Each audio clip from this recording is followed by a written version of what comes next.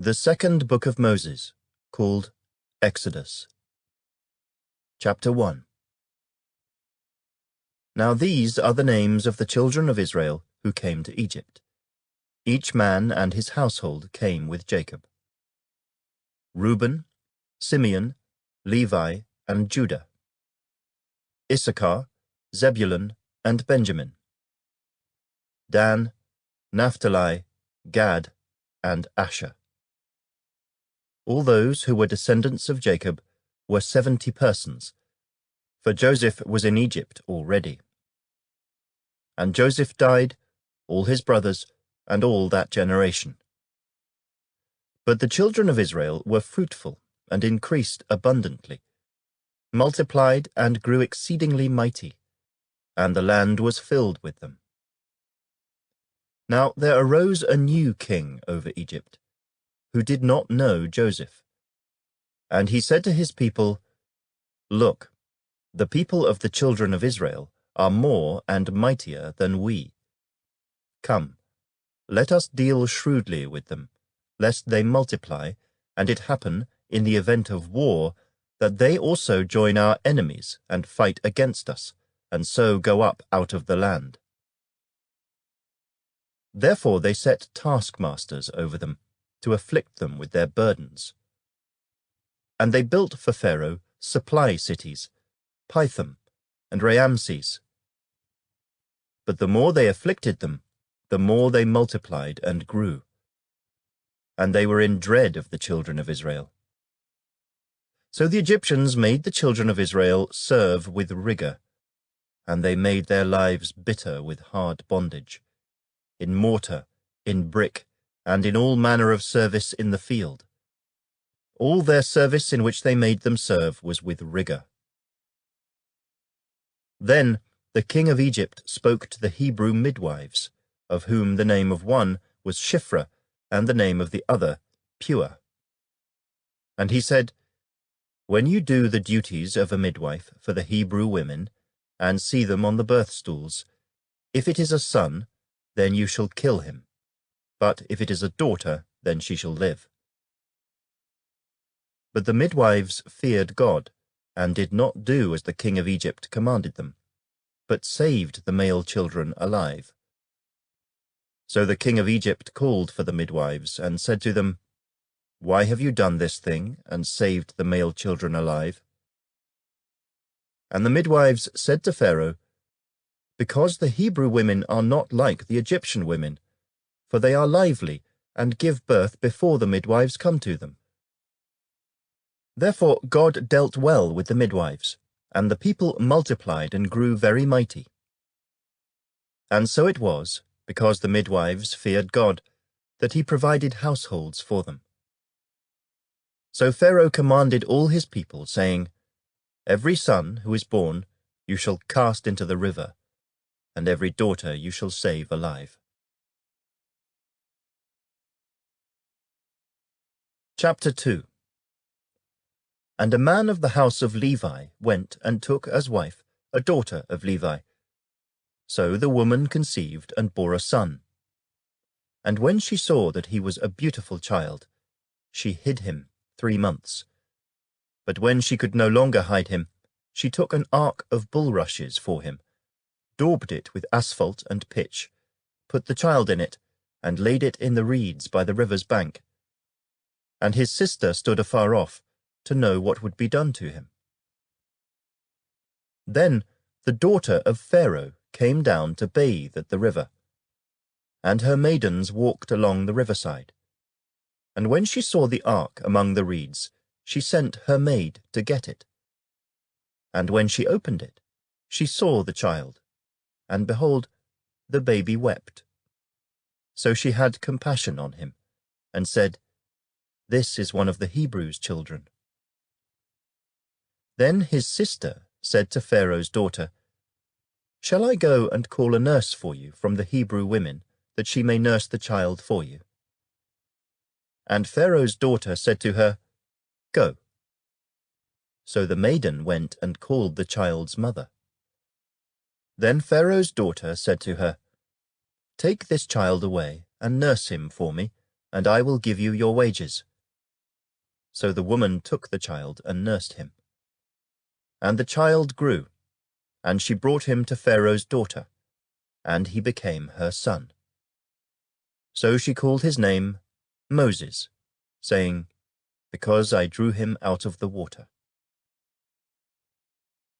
Now it came to pass in those days, when Moses was grown, that he went out to his brethren, and looked at their burdens. And he saw an Egyptian beating a Hebrew, one of his brethren. So he looked this way and that way, and when he saw no one, he killed the Egyptian, and hid him in the sand. And when he went out the second day, behold, 2 Hebrew men were fighting. And he said to the one who did the wrong, "Why are you striking your companion?" Then he said, "Who made you a prince and a judge over us? Do you intend to kill me as you killed the Egyptian?" So Moses feared and said, "Surely this thing is known." When Pharaoh heard of this matter, he sought to kill Moses. But Moses fled from the face of Pharaoh, and dwelt in the land of Midian, and he sat down by a well. Now the priest of Midian had 7 daughters, and they came and drew water, and they filled the troughs to water their father's flock. Then the shepherds came and drove them away. But Moses stood up and helped them, and watered their flock. When they came to Reuel their father, he said, "How is it that you have come so soon today?" And they said, "An Egyptian delivered us from the hand of the shepherds, and he also drew enough water for us and watered the flock." So he said to his daughters, "And where is he? Why is it that you have left the man? Call him, that he may eat bread." Then Moses was content to live with the man, and he gave Zipporah his daughter to Moses, and she bore him a son. He called his name Gershom, for he said, "I have been a stranger in a foreign land." Now it happened in the process of time that the king of Egypt died. Then the children of Israel groaned because of the bondage, and they cried out. And their cry came up to God because of the bondage. So God heard their groaning, and God remembered his covenant with Abraham, with Isaac, and with Jacob. And God looked upon the children of Israel, and God acknowledged them. Chapter 3. Now Moses was tending the flock of Jethro his father-in-law, the priest of Midian. And he led the flock to the back of the desert, and came to Horeb, the mountain of God. And the angel of the Lord appeared to him in a flame of fire from the midst of a bush. So he looked, and behold, the bush was burning with fire, but the bush was not consumed. Then Moses said, "I will now turn aside and see this great sight, why the bush does not burn." So when the Lord saw that he turned aside to look, God called to him from the midst of the bush, and said, "Moses, Moses." And he said, "Here I am." Then he said, "Do not draw near this place. Take your sandals off your feet, for the place where you stand is holy ground." Moreover, he said, "I am the God of your father, the God of Abraham, the God of Isaac, and the God of Jacob." And Moses hid his face, for he was afraid to look upon God. And the Lord said, "I have surely seen the oppression of my people who are in Egypt, and have heard their cry because of their taskmasters, for I know their sorrows. So I have come down to deliver them out of the hand of the Egyptians, and to bring them up from that land to a good and large land, to a land flowing with milk and honey, to the place of the Canaanites and the Hittites, and the Amorites and the Perizzites, and the Hivites and the Jebusites. Now therefore, behold, the cry of the children of Israel has come to me, and I have also seen the oppression with which the Egyptians oppress them. Come now, therefore, and I will send you to Pharaoh, that you may bring my people, the children of Israel, out of Egypt. But Moses said to God, Who am I, that I should go to Pharaoh, and that I should bring the children of Israel out of Egypt? So he said, I will certainly be with you, and this shall be a sign to you that I have sent you. When you have brought the people out of Egypt, you shall serve God on this mountain. Then Moses said to God, Indeed, when I come to the children of Israel and say to them, The God of your fathers has sent me to you, and they say to me, What is his name? What shall I say to them? And God said to Moses, I am who I am. And he said, Thus you shall say to the children of Israel, I am has sent me to you. Moreover, God said to Moses, Thus you shall say to the children of Israel, The Lord God of your fathers, the God of Abraham, the God of Isaac, and the God of Jacob, has sent me to you. This is my name forever, and this is my memorial to all generations. Go and gather the elders of Israel together, and say to them, The Lord God of your fathers, the God of Abraham, of Isaac, and of Jacob, appeared to me, saying, I have surely visited you, and seen what is done to you in Egypt.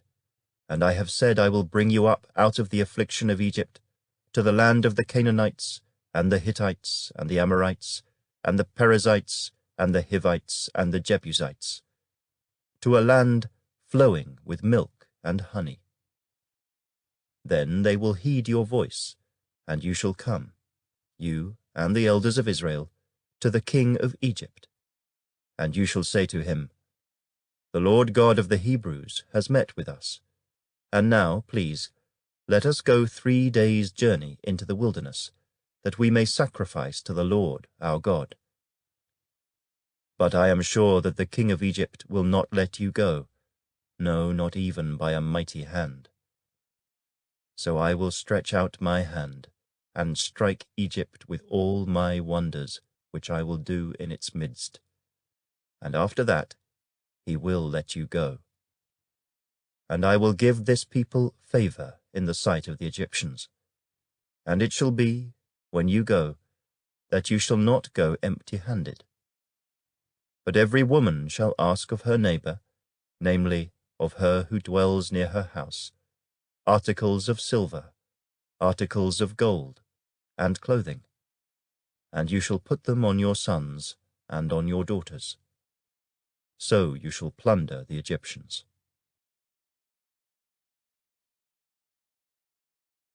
Chapter 4. Then Moses answered and said, But suppose they will not believe me or listen to my voice. Suppose they say, The Lord has not appeared to you. So the Lord said to him, What is that in your hand? He said, A rod. And he said, Cast it on the ground. So he cast it on the ground, and it became a serpent, and Moses fled from it. Then the Lord said to Moses, Reach out your hand, and take it by the tail. And he reached out his hand and caught it, and it became a rod in his hand. That they may believe that the Lord God of their fathers, the God of Abraham, the God of Isaac, and the God of Jacob, has appeared to you. Furthermore, the Lord said to him, Now put your hand in your bosom. And he put his hand in his bosom, and when he took it out, behold, his hand was leprous, like snow. And he said, Put your hand in your bosom again.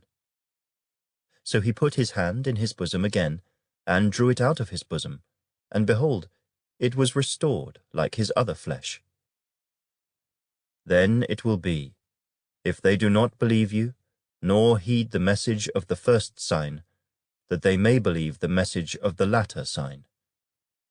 And it shall be, if they do not believe even these 2 signs, or listen to your voice, that you shall take water from the river, and pour it on the dry land. The water which you take from the river will become blood on the dry land. Then Moses said to the Lord, O my Lord, I am not eloquent, neither before nor since you have spoken to your servant, but I am slow of speech and slow of tongue. So the Lord said to him, Who has made man's mouth? Or who makes the mute, the deaf, the seeing, or the blind? Have not I, the Lord? Now therefore go, and I will be with your mouth, and teach you what you shall say. But he said, O my Lord, please send by the hand of whomever else you may send. So the anger of the Lord was kindled against Moses, and he said, Is not Aaron the Levite your brother? I know that he can speak well. And look, he is also coming out to meet you. When he sees you, he will be glad in his heart.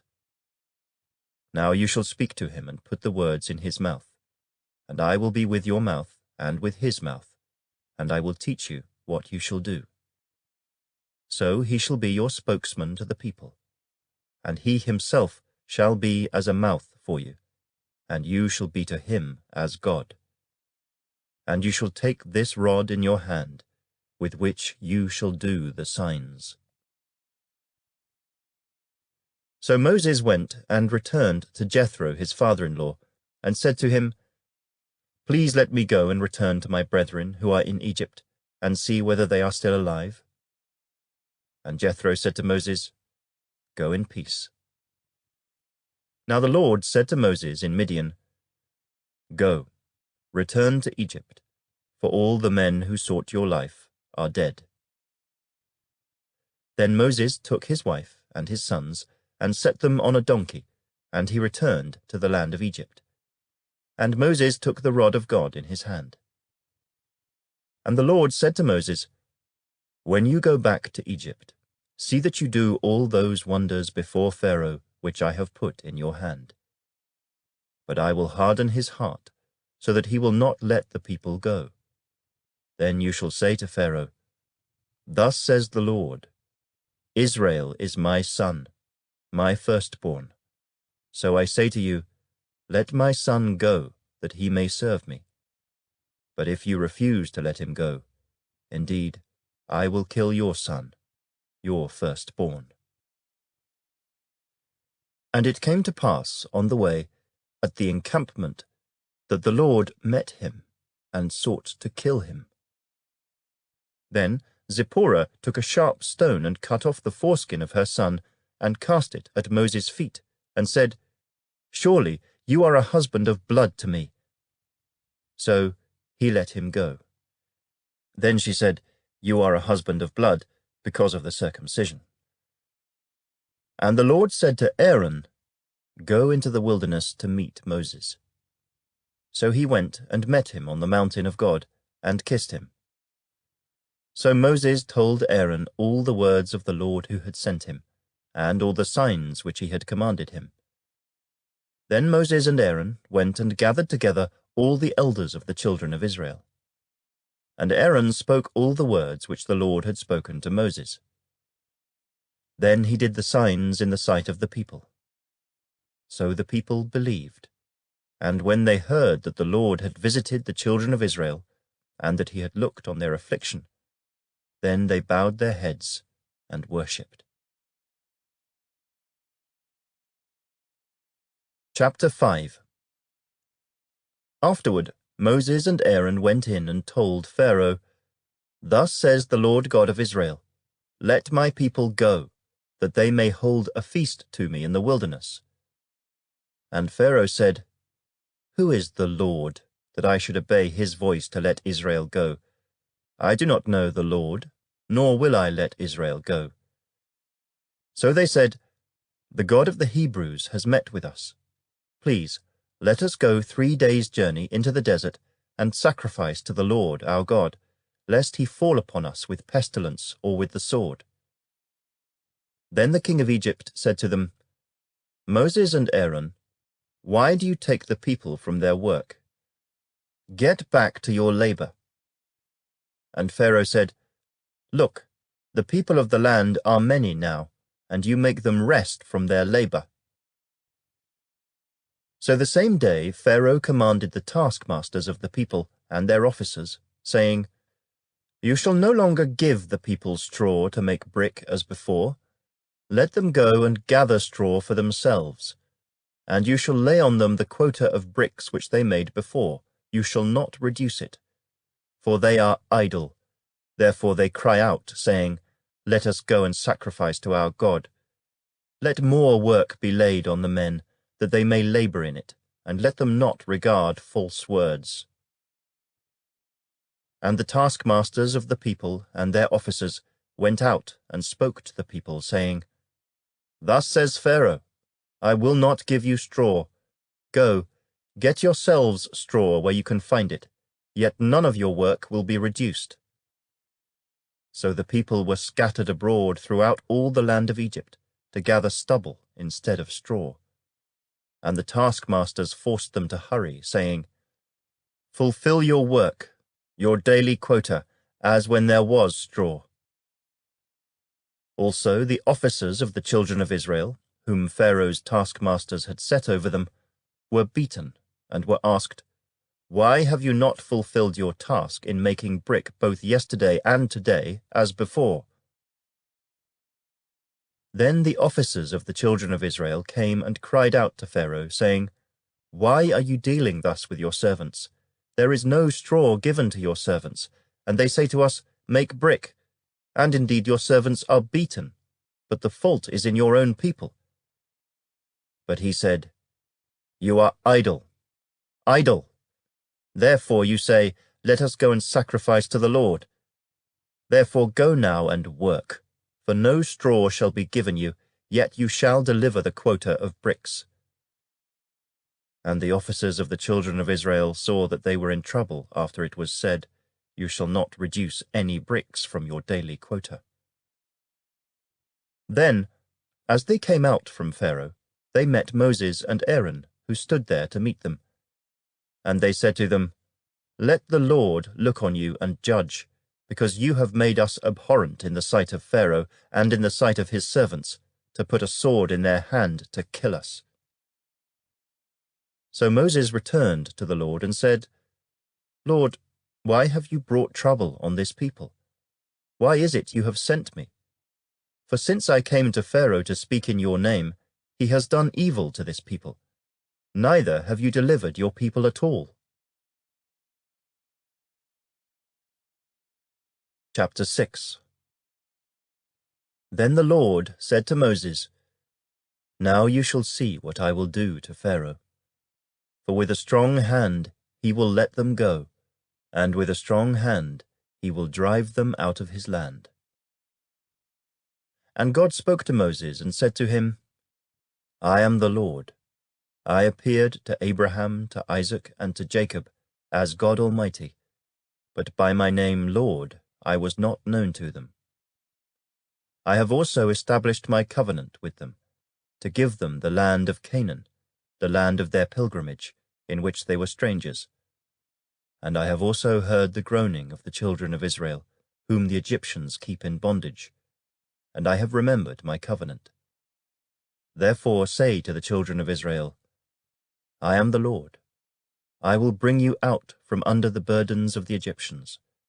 I will rescue you from their bondage, and I will redeem you with an outstretched arm and with great judgments. I will take you as my people, and I will be your God. Then you shall know that I am the Lord your God, who brings you out from under the burdens of the Egyptians. And I will bring you into the land which I swore to give to Abraham, Isaac, and Jacob, and I will give it to you as a heritage. I am the Lord. So Moses spoke thus to the children of Israel, but they did not heed Moses, because of anguish of spirit and cruel bondage. And the Lord spoke to Moses, saying, Go in, tell Pharaoh, king of Egypt, to let the children of Israel go out of his land. And Moses spoke before the Lord, saying, The children of Israel have not heeded me. How then shall Pharaoh heed me? For I am of uncircumcised lips. Then the Lord spoke to Moses and Aaron, and gave them a command for the children of Israel and for Pharaoh king of Egypt, to bring the children of Israel out of the land of Egypt. These are the heads of their fathers' houses. The sons of Reuben, the firstborn of Israel, were Hanoch, Pallu, Hezron, and Carmi. These are the families of Reuben. And the sons of Simeon were Jemuel, Jamin, Ohad, Jachin, Zohar, and Shaul, the son of a Canaanite woman. These are the families of Simeon. These are the names of the sons of Levi, according to their generations: Gershon, Kohath, and Merari. And the years of the life of Levi were 137. The sons of Gershon were Libni and Shimei, according to their families. And the sons of Kohath were Amram, Izhar, Hebron, and Uzziel. And the years of the life of Kohath were 133. The sons of Merari were Mahli and Mushi. These are the families of Levi, according to their generations. Now Amram took for himself Jochebed, his father's sister, as wife, and she bore him Aaron and Moses, and the years of the life of Amram were 137. The sons of Izhar were Korah, Nephig, and Zichri. And the sons of Uzziel were Mishael, Elzaphan, and Zithri. Aaron took to himself Elisheba, daughter of Aminadab, sister of Nahshon, as wife, and she bore him Nadab, Abihu, Eleazar, and Ithamar. And the sons of Korah were Asa, Elkanah, and Abiasaph. These are the families of the Korahites. Eleazar, Aaron's son, took for himself one of the daughters of Putiel as wife, and she bore him Phinehas. These are the heads of the fathers' houses of the Levites, according to their families. These are the same Aaron and Moses to whom the Lord said, Bring out the children of Israel from the land of Egypt, according to their armies. These are the ones who spoke to Pharaoh, king of Egypt, to bring out the children of Israel from Egypt. These are the same Moses and Aaron. And it came to pass, on the day the Lord spoke to Moses in the land of Egypt, that the Lord spoke to Moses, saying, I am the Lord. Speak to Pharaoh, king of Egypt, all that I say to you. But Moses said before the Lord, Behold, I am of uncircumcised lips, and how shall Pharaoh heed me?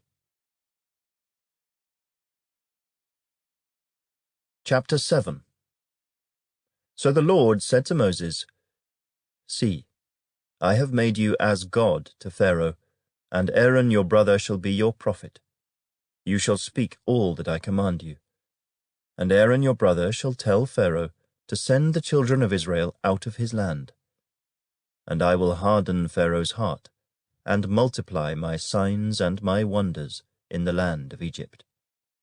But Pharaoh will not heed you, so that I may lay my hand on Egypt, and bring my armies and my people, the children of Israel, out of the land of Egypt by great judgments. And the Egyptians shall know that I am the Lord, when I stretch out my hand on Egypt, and bring out the children of Israel from among them. Then Moses and Aaron did so. Just as the Lord commanded them, so they did. And Moses was 80 years old, and Aaron 83 years old, when they spoke to Pharaoh. Then the Lord spoke to Moses and Aaron, saying, When Pharaoh speaks to you, saying, Show a miracle for yourselves, then you shall say to Aaron, "Take your rod and cast it before Pharaoh, and let it become a serpent." So Moses and Aaron went in to Pharaoh, and they did so, just as the Lord commanded. And Aaron cast down his rod before Pharaoh and before his servants, and it became a serpent. But Pharaoh also called the wise men and the sorcerers. So the magicians of Egypt, they also did in like manner with their enchantments. For every man threw down his rod, and they became serpents. But Aaron's rod swallowed up their rods. And Pharaoh's heart grew hard, and he did not heed them, as the Lord had said. So the Lord said to Moses, "Pharaoh's heart is hard. He refuses to let the people go. Go to Pharaoh in the morning, when he goes out to the water, and you shall stand by the river's bank to meet him. And the rod which was turned to a serpent you shall take in your hand. And you shall say to him, 'The Lord God of the Hebrews has sent me to you, saying, Let my people go, that they may serve me in the wilderness. But indeed until now you would not hear. Thus says the Lord, By this you shall know that I am the Lord. Behold, I will strike the waters which are in the river with the rod that is in my hand, and they shall be turned to blood. And the fish that are in the river shall die, the river shall stink, and the Egyptians will loathe to drink the water of the river.'" Then the Lord spoke to Moses, "Say to Aaron, Take your rod and stretch out your hand over the waters of Egypt, over their streams, over their rivers, over their ponds, and over all their pools of water, that they may become blood. And there shall be blood throughout all the land of Egypt, both in buckets of wood and pitchers of stone." And Moses and Aaron did so, just as the Lord commanded. So he lifted up the rod and struck the waters that were in the river, in the sight of Pharaoh and in the sight of his servants. And all the waters that were in the river were turned to blood. The fish that were in the river died, the river stank, and the Egyptians could not drink the water of the river. So there was blood throughout all the land of Egypt. Then the magicians of Egypt did so with their enchantments, and Pharaoh's heart grew hard, and he did not heed them, as the Lord had said. And Pharaoh turned and went into his house, neither was his heart moved by this. So all the Egyptians dug all around the river for water to drink, because they could not drink the water of the river. And 7 days passed after the Lord had struck the river. Chapter 8. And the Lord spoke to Moses, "Go to Pharaoh and say to him, Thus says the Lord, Let my people go, that they may serve me. But if you refuse to let them go, behold, I will smite all your territory with frogs.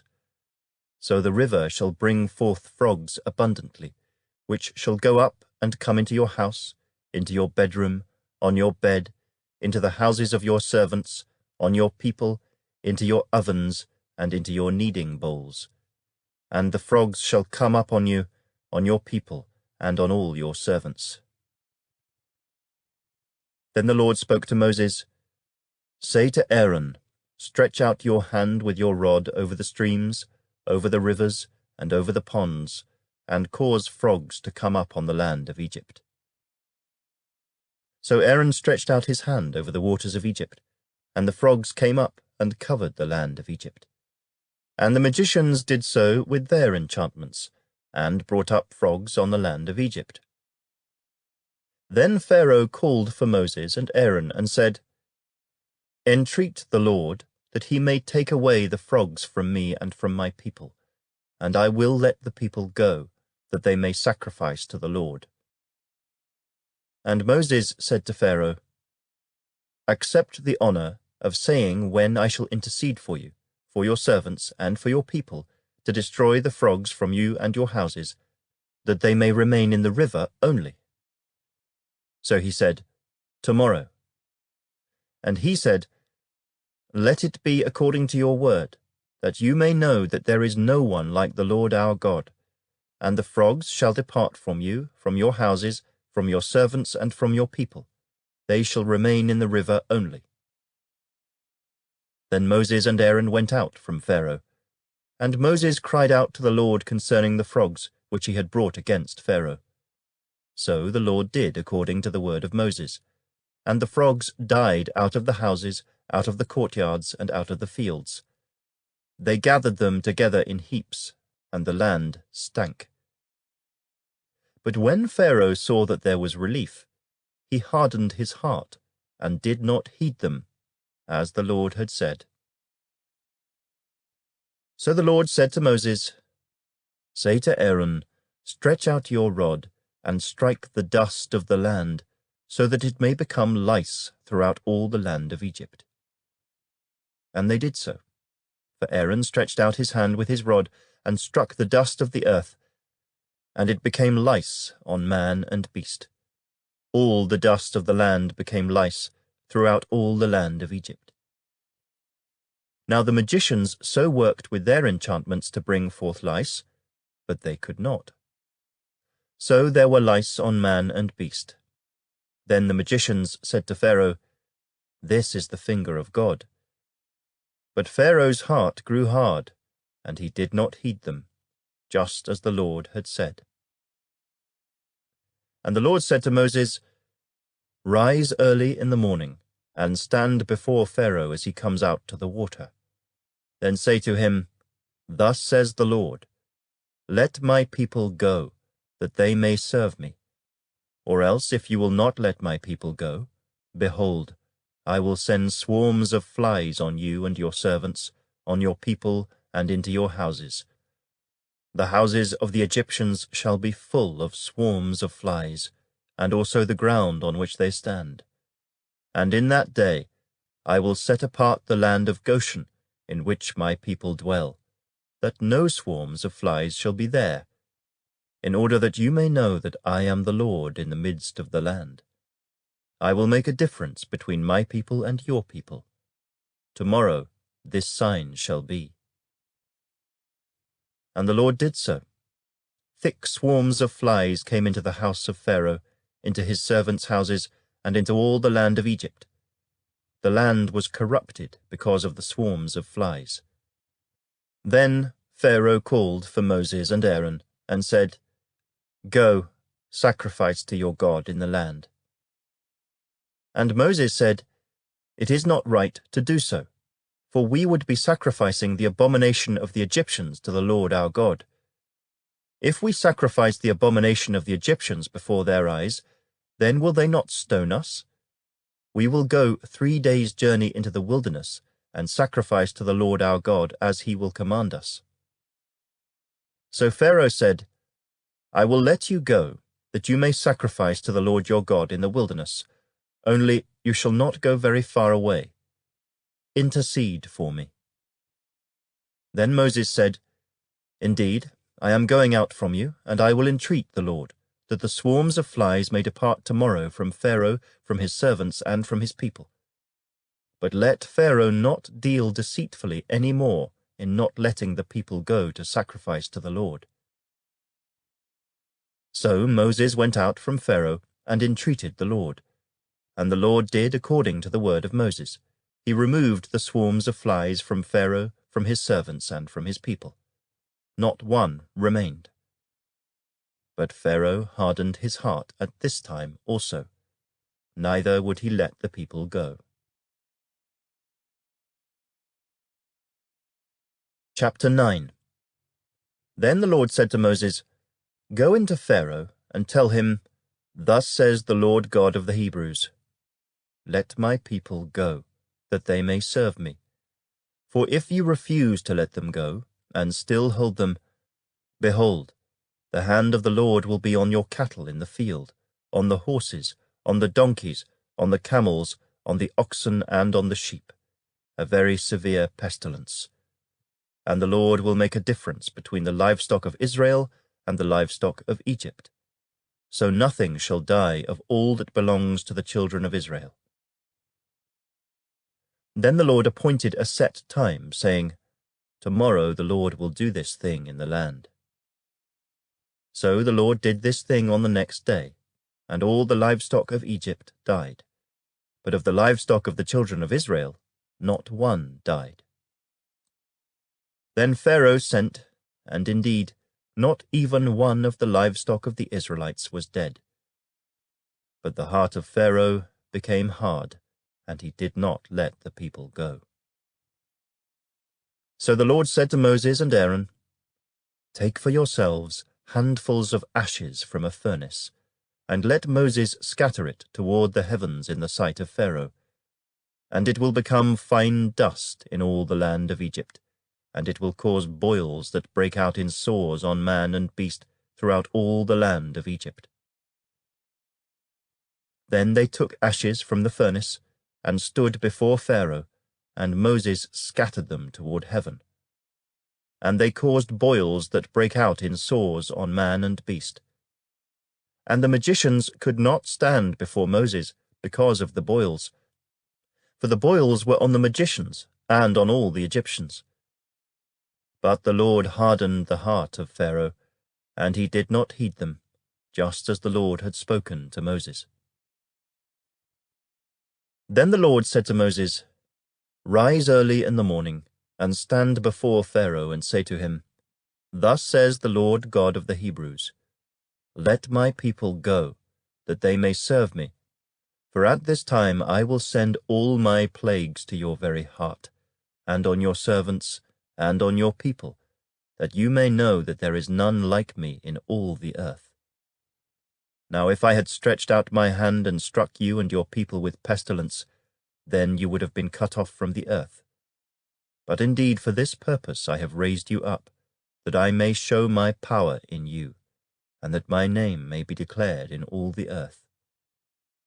As yet you exalt yourself against my people, in that you will not let them go. Behold, tomorrow, about this time, I will cause very heavy hail to rain down, such as has not been in Egypt since its founding until now. Therefore, send now, and gather your livestock and all that you have in the field, for the hail shall come down on every man and every animal which is found in the field, and is not brought home, and they shall die." He who feared the word of the Lord among the servants of Pharaoh made his servants and his livestock flee to the houses. But he who did not regard the word of the Lord left his servants and his livestock in the field. Then the Lord said to Moses, "Stretch out your hand toward heaven, that there may be hail in all the land of Egypt, on man, on beast, and on every herb of the field, throughout the land of Egypt."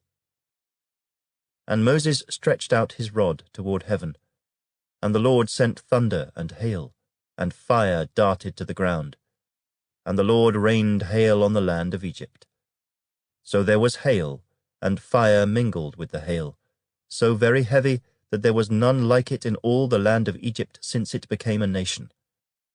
And the hail struck throughout the whole land of Egypt, all that was in the field, both man and beast. And the hail struck every herb of the field, and broke every tree of the field. Only in the land of Goshen, where the children of Israel were, there was no hail. And Pharaoh sent and called for Moses and Aaron, and said to them, "I have sinned this time. The Lord is righteous, and my people and I are wicked. Entreat the Lord, that there may be no more mighty thundering and hail, for it is enough. I will let you go, and you shall stay no longer." So Moses said to him, "As soon as I have gone out of the city, I will spread out my hands to the Lord. The thunder will cease, and there will be no more hail, that you may know that the earth is the Lord's. But as for you and your servants, I know that you will not yet fear the Lord God." Now the flax and the barley were struck, for the barley was in the head, and the flax was in bud. But the wheat and the spelt were not struck, for they are late crops. So Moses went out of the city from Pharaoh, and spread out his hands to the Lord. Then the thunder and the hail ceased, and the rain was not poured on the earth. And when Pharaoh saw that the rain, the hail, and the thunder had ceased, he sinned yet more, and he hardened his heart, he and his servants. So the heart of Pharaoh was hard, neither would he let the children of Israel go, as the Lord had spoken by Moses. Chapter 10. Now the Lord said to Moses, "Go in to Pharaoh, for I have hardened his heart and the hearts of his servants, that I may show these signs of mine before him, and that you may tell in the hearing of your son and your son's son the mighty things I have done in Egypt, and my signs which I have done among them, that you may know that I am the Lord."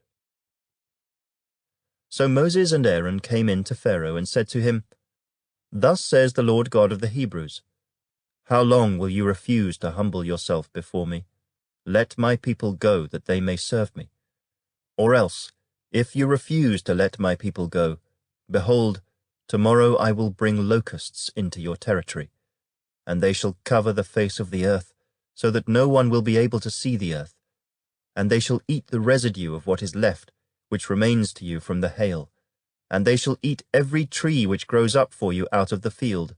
They shall fill your houses, the houses of all your servants, and the houses of all the Egyptians, which neither your fathers nor your fathers' fathers have seen, since the day that they were on the earth to this day." And he turned and went out from Pharaoh. Then Pharaoh's servants said to him, "How long shall this man be a snare to us? Let the men go, that they may serve the Lord their God. Do you not yet know that Egypt is destroyed?" So Moses and Aaron were brought again to Pharaoh, and he said to them, "Go, serve the Lord your God. Who are the ones that are going?" And Moses said, "We will go with our young and our old, with our sons and our daughters, with our flocks and our herds we will go, for we must hold a feast to the Lord." Then he said to them, "The Lord had better be with you when I let you and your little ones go. Beware, for evil is ahead of you. Not so. Go now, you who are men, and serve the Lord, for that is what you desired." And they were driven out from Pharaoh's presence. Then the Lord said to Moses, "Stretch out your hand over the land of Egypt, for the locusts, that they may come upon the land of Egypt, and eat every herb of the land, all that the hail has left." So Moses stretched out his rod over the land of Egypt, and the Lord brought an east wind on the land all that day and all that night. When it was morning, the east wind brought the locusts, and the locusts went up over all the land of Egypt, and rested on all the territory of Egypt. They were very severe. Previously there had been no such locusts as they, nor shall there be such after them. For they covered the face of the whole earth, so that the land was darkened, and they ate every herb of the land, and all the fruit of the trees which the hail had left. So there remained nothing green on the trees, or on the plants of the field, throughout all the land of Egypt. Then Pharaoh called for Moses and Aaron in haste, and said, "I have sinned against the Lord your God, and against you. Now therefore please forgive my sin only this once, and entreat the Lord your God, that he may take away from me this death only." So he went out from Pharaoh, and entreated the Lord. And the Lord turned a very strong west wind, which took the locusts away, and blew them into the Red Sea. There remained not one locust in all the territory of Egypt. But the Lord hardened Pharaoh's heart, and he did not let the children of Israel go. Then the Lord said to Moses, "Stretch out your hand toward heaven, that there may be darkness over the land of Egypt, darkness which may even be felt." So Moses stretched out his hand toward heaven, and there was thick darkness in all the land of Egypt 3 days. They did not see one another, nor did anyone rise from his place for 3 days. But all the children of Israel had light in their dwellings. Then Pharaoh called to Moses and said, "Go, serve the Lord. Only let your flocks and your herds be kept back. Let your little ones also go with you." But Moses said, "You must also give us sacrifices and burnt offerings, that we may sacrifice to the Lord our God. Our livestock also shall go with us, not a hoof shall be left behind. For we must take some of them to serve the Lord our God, and even we do not know with what we must serve the Lord until we arrive there." But the Lord hardened Pharaoh's heart, and he would not let them go. Then Pharaoh said to him, "Get away from me. Take heed to yourself, and see my face no more, for in the day you see my face you shall die." So Moses said, "You have spoken well. I will never see your face again." Chapter 11. And the Lord said to Moses, "I will bring one more plague on Pharaoh and on Egypt. Afterward he will let you go from here. When he lets you go, he will surely drive you out of here altogether. Speak now in the hearing of the people, and let every man ask from his neighbor and every woman from her neighbor articles of silver and articles of gold." And the Lord gave the people favor in the sight of the Egyptians. Moreover, the man Moses was very great in the land of Egypt, in the sight of Pharaoh's servants and in the sight of the people. Then Moses said, "Thus says the Lord, about midnight I will go out into the midst of Egypt, and all the firstborn in the land of Egypt shall die, from the firstborn of Pharaoh who sits on his throne, even to the firstborn of the female servant who is behind the handmill, and all the firstborn of the animals. Then there shall be a great cry throughout all the land of Egypt, such as was not like it before, nor shall be like it again. But against none of the children of Israel shall a dog move its tongue, against man or beast, that you may know that the Lord does make a difference between the Egyptians and Israel. And all these your servants shall come down to me and bow down to me, saying, 'Get out, and all the people who follow you.' After that I will go out." Then he went out from Pharaoh in great anger. But the Lord said to Moses, "Pharaoh will not heed you, so that my wonders may be multiplied in the land of Egypt." So Moses and Aaron did all these wonders before Pharaoh. And the Lord hardened Pharaoh's heart, and he did not let the children of Israel go out of his land. Chapter 12. Now the Lord spoke to Moses and Aaron in the land of Egypt, saying, "This month shall be your beginning of months. It shall be the first month of the year to you. Speak to all the congregation of Israel, saying, On the 10th of this month every man shall take for himself a lamb, according to the house of his father, a lamb for a household. And if the household is too small for the lamb, let him and his neighbor next to his house take it according to the number of the persons. According to each man's need you shall make your count for the lamb. Your lamb shall be without blemish, a male of the first year. You may take it from the sheep or from the goats. Now you shall keep it until the 14th day of the same month. Then the whole assembly of the congregation of Israel shall kill it at twilight. And they shall take some of the blood, and put it on the 2 doorposts, and on the lintel of the houses where they eat it. Then they shall eat the flesh on that night, roasted in fire, with unleavened bread, and with bitter herbs they shall eat it. Do not eat it raw, nor boiled at all with water, but roasted in fire, its head with its legs and its entrails. You shall let none of it remain until morning, and what remains of it until morning you shall burn with fire.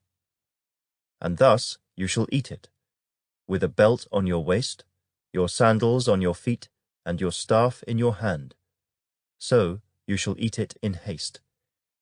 It is the Lord's Passover.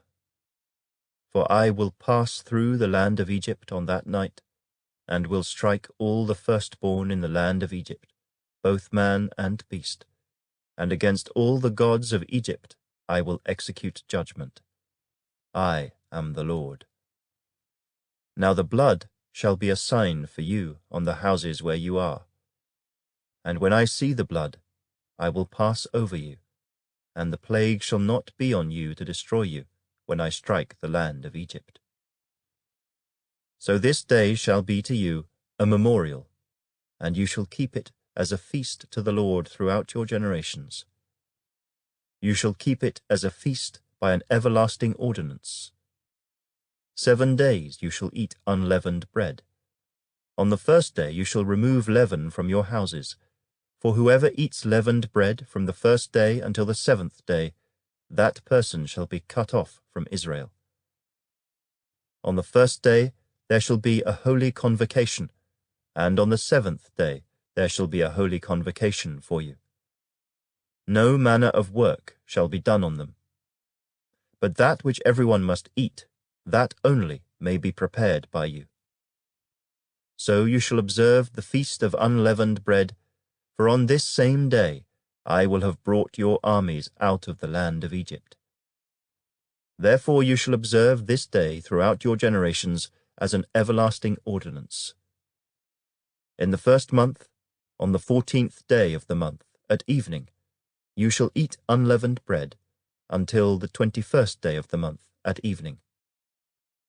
For 7 days no leaven shall be found in your houses, since whoever eats what is leavened, that same person shall be cut off from the congregation of Israel, whether he is a stranger or a native of the land. You shall eat nothing leavened. In all your dwellings you shall eat unleavened bread. Then Moses called for all the elders of Israel, and said to them, Pick out and take lambs for yourselves according to your families, and kill the Passover lamb. And you shall take a bunch of hyssop, dip it in the blood that is in the basin, and strike the lintel and the 2 doorposts with the blood that is in the basin. And none of you shall go out of the door of his house until morning. For the Lord will pass through to strike the Egyptians, and when he sees the blood on the lintel and on the 2 doorposts, the Lord will pass over the door, and not allow the destroyer to come into your houses to strike you. And you shall observe this thing as an ordinance for you and your sons forever. It will come to pass, when you come to the land which the Lord will give you, just as he promised, that you shall keep this service. And it shall be, when your children say to you, What do you mean by this service? That you shall say, It is the Passover sacrifice of the Lord, who passed over the houses of the children of Israel in Egypt, when he struck the Egyptians and delivered our households. So the people bowed their heads and worshipped.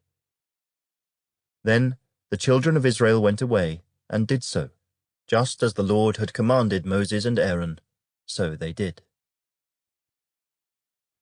And it came to pass, at midnight, that the Lord struck all the firstborn in the land of Egypt, from the firstborn of Pharaoh who sat on his throne, to the firstborn of the captive who was in the dungeon, and all the firstborn of livestock.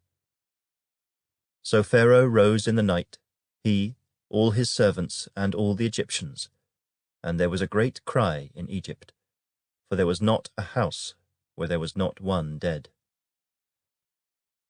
Then he called for Moses and Aaron by night, and said, Rise, go out from among my people, both you and the children of Israel, and go, serve the Lord as you have said. Also take your flocks and your herds as you have said, and be gone, and bless me also. And the Egyptians urged the people, that they might send them out of the land in haste. For they said, We shall all be dead. So the people took their dough before it was leavened, having their kneading bowls bound up in their clothes on their shoulders. Now the children of Israel had done according to the word of Moses, and they had asked from the Egyptians articles of silver, articles of gold, and clothing. And the Lord had given the people favor in the sight of the Egyptians, so that they granted them what they requested. Thus they plundered the Egyptians. Then the children of Israel journeyed from Ramesses to Succoth, about 600,000 men on foot, besides children. A mixed multitude went up with them also, and flocks and herds, a great deal of livestock. And they baked unleavened cakes of the dough which they had brought out of Egypt, for it was not leavened, because they were driven out of Egypt and could not wait, nor had they prepared provisions for themselves. Now the sojourn of the children of Israel who lived in Egypt was 430 years. And it came to pass, at the end of the 430 years, on that very same day, it came to pass that all the armies of the Lord went out from the land of Egypt. It is a night of solemn observance to the Lord, for bringing them out of the land of Egypt. This is that night of the Lord, a solemn observance for all the children of Israel throughout their generations. And the Lord said to Moses and Aaron, This is the ordinance of the Passover. No foreigner shall eat it. But every man's servant who is bought for money, when you have circumcised him, then he may eat it. A sojourner and a hired servant shall not eat it. In one house it shall be eaten. You shall not carry any of the flesh outside the house, nor shall you break one of its bones. All the congregation of Israel shall keep it. And when a stranger dwells with you and wants to keep the Passover to the Lord, let all his males be circumcised, and then let him come near and keep it, and he shall be as a native of the land. For no uncircumcised person shall eat it. One law shall be for the native born and for the stranger who dwells among you. Thus all the children of Israel did. As the Lord commanded Moses and Aaron, so they did. And it came to pass, on that very same day, that the Lord brought the children of Israel out of the land of Egypt, according to their armies. Chapter 13. Then the Lord spoke to Moses, saying, Consecrate to me all the firstborn, whatever opens the womb among the children of Israel, both of man and beast. It is mine. And Moses said to the people, Remember this day in which you went out of Egypt, out of the house of bondage. For by strength of hand the Lord brought you out of this place. No leavened bread shall be eaten. On this day you are going out, in the month Abib. And it shall be, when the Lord brings you into the land of the Canaanites, and the Hittites, and the Amorites, and the Hivites, and the Jebusites, which he swore to your fathers to give you, a land flowing with milk and honey, that you shall keep this service in this month. 7 days you shall eat unleavened bread, and on the 7th day there shall be a feast to the Lord. Unleavened bread shall be eaten 7 days, and no leavened bread shall be seen among you, nor shall leaven be seen among you in all your quarters. And you shall tell your son in that day, saying, This is done because of what the Lord did for me when I came up from Egypt. It shall be as a sign to you on your hand, and as a memorial between your eyes, that the Lord's law may be in your mouth. For with a strong hand the Lord has brought you out of Egypt. You shall therefore keep this ordinance in its season from year to year. And it shall be, when the Lord brings you into the land of the Canaanites, as he swore to you and your fathers, and gives it to you, that you shall set apart to the Lord all that open the womb, that is, every firstborn that comes from an animal which you have. The males shall be the Lord's. But every firstborn of a donkey you shall redeem with a lamb, and if you will not redeem it, then you shall break its neck. And all the firstborn of man among your sons you shall redeem. So it shall be, when your son asks you in time to come, saying, What is this? That you shall say to him, By strength of hand the Lord brought us out of Egypt, out of the house of bondage. And it came to pass, when Pharaoh was stubborn about letting us go, that the Lord killed all the firstborn in the land of Egypt, both the firstborn of man and the firstborn of beast. Therefore I sacrifice to the Lord all males that open the womb, but all the firstborn of my sons I redeem. It shall be as a sign on your hand, and as frontlets between your eyes, for by strength of hand the Lord brought us out of Egypt. Then it came to pass, when Pharaoh had let the people go, that God did not lead them by way of the land of the Philistines, although that was near. For God said, lest perhaps the people change their minds when they see war and return to Egypt. So God led the people around by way of the wilderness of the Red Sea. And the children of Israel went up in orderly ranks out of the land of Egypt.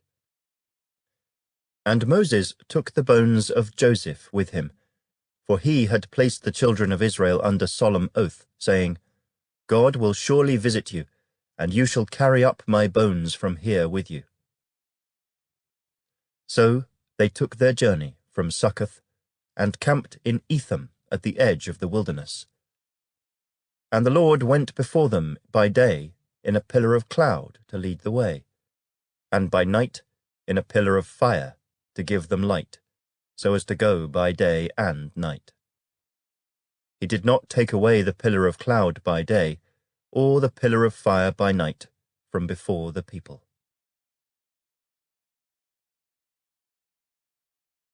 Chapter 14. Now the Lord spoke to Moses, saying, Speak to the children of Israel, that they turn and camp before Pi-hahiroth, between Migdol and the sea, opposite Baal-zephon. You shall camp before it by the sea. For Pharaoh will say of the children of Israel, They are bewildered by the land, the wilderness has closed them in. Then I will harden Pharaoh's heart, so that he will pursue them, and I will gain honor over Pharaoh and over all his army, that the Egyptians may know that I am the Lord. And they did so. Now it was told the king of Egypt that the people had fled, and the heart of Pharaoh and his servants was turned against the people. And they said, Why have we done this, that we have let Israel go from serving us? So he made ready his chariot and took his people with him. Also he took 600 choice chariots, and all the chariots of Egypt with captains over every one of them. And the Lord hardened the heart of Pharaoh, king of Egypt, and he pursued the children of Israel. And the children of Israel went out with boldness. So the Egyptians pursued them, all the horses and chariots of Pharaoh, his horsemen and his army, and overtook them, camping by the sea, beside Pi-hahiroth, before Baal-zephon. And when Pharaoh drew near, the children of Israel lifted their eyes, and behold, the Egyptians marched after them. So they were very afraid, and the children of Israel cried out to the Lord. Then they said to Moses, Because there were no graves in Egypt, have you taken us away to die in the wilderness? Why have you so dealt with us, to bring us up out of Egypt? Is this not the word that we told you in Egypt, saying, Let us alone that we may serve the Egyptians? For it would have been better for us to serve the Egyptians than that we should die in the wilderness. And Moses said to the people, Do not be afraid.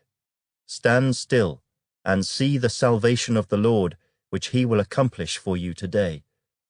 For the Egyptians whom you see today, you shall see again no more forever. The Lord will fight for you, and you shall hold your peace. And the Lord said to Moses, Why do you cry to me? Tell the children of Israel to go forward. But lift up your rod, and stretch out your hand over the sea, and divide it. And the children of Israel shall go on dry ground through the midst of the sea. And I indeed will harden the hearts of the Egyptians, and they shall follow them. So I will gain honor over Pharaoh and over all his army, his chariots and his horsemen. Then the Egyptians shall know that I am the Lord, when I have gained honor for myself over Pharaoh, his chariots, and his horsemen. And the angel of God, who went before the camp of Israel, moved and went behind them. And the pillar of cloud went from before them and stood behind them. So it came between the camp of the Egyptians and the camp of Israel. Thus it was a cloud and darkness to the one, and it gave light by night to the other, so that the one did not come near the other all that night. Then Moses stretched out his hand over the sea, and the Lord caused the sea to go back by a strong east wind all that night, and made the sea into dry land, and the waters were divided. So the children of Israel went into the midst of the sea on the dry ground, and the waters were a wall to them on their right hand and on their left. And the Egyptians pursued and went after them into the midst of the sea, all Pharaoh's horses, his chariots, and his horsemen. Now it came to pass, in the morning watch, that the Lord looked down upon the army of the Egyptians through the pillar of fire and cloud, and he troubled the army of the Egyptians. And he took off their chariot wheels, so that they drove them with difficulty.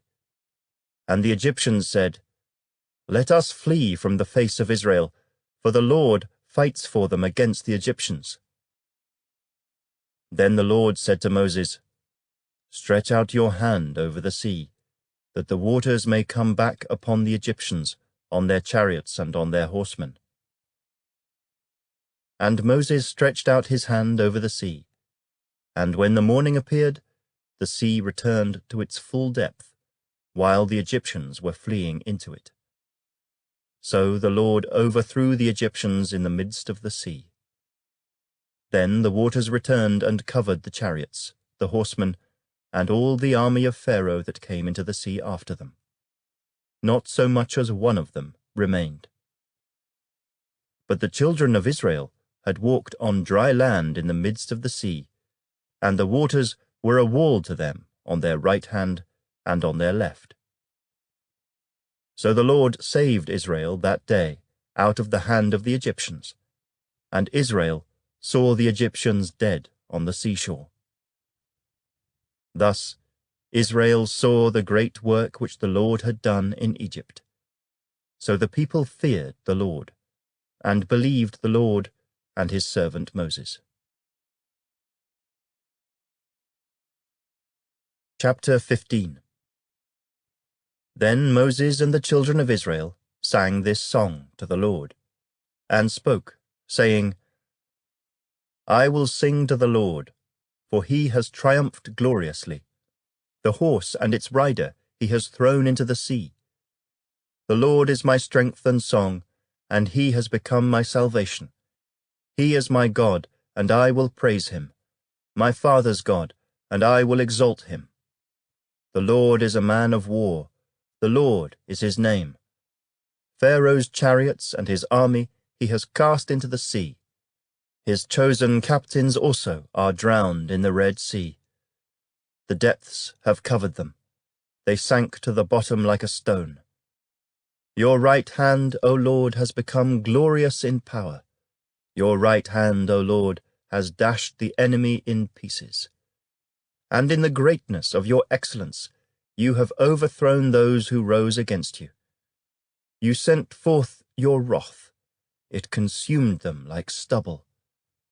And with the blast of your nostrils, the waters were gathered together. The floods stood upright like a heap. The depths congealed in the heart of the sea. The enemy said, I will pursue, I will overtake, I will divide the spoil. My desire shall be satisfied on them. I will draw my sword, my hand shall destroy them. You blew with your wind. The sea covered them. They sank like lead in the mighty waters. Who is like you, O Lord, among the gods? Who is like you, glorious in holiness, fearful in praises, doing wonders? You stretched out your right hand. The earth swallowed them. You in your mercy have led forth the people whom you have redeemed. You have guided them in your strength to your holy habitation. The people will hear and be afraid. Sorrow will take hold of the inhabitants of Philistia. Then the chiefs of Edom will be dismayed. The mighty men of Moab, trembling, will take hold of them. All the inhabitants of Canaan will melt away. Fear and dread will fall on them. By the greatness of your arm they will be as still as a stone, till your people pass over, O Lord, till the people pass over whom you have purchased. You will bring them in and plant them in the mountain of your inheritance, in the place, O Lord, which you have made for your own dwelling, the sanctuary, O Lord, which your hands have established. The Lord shall reign for ever and ever.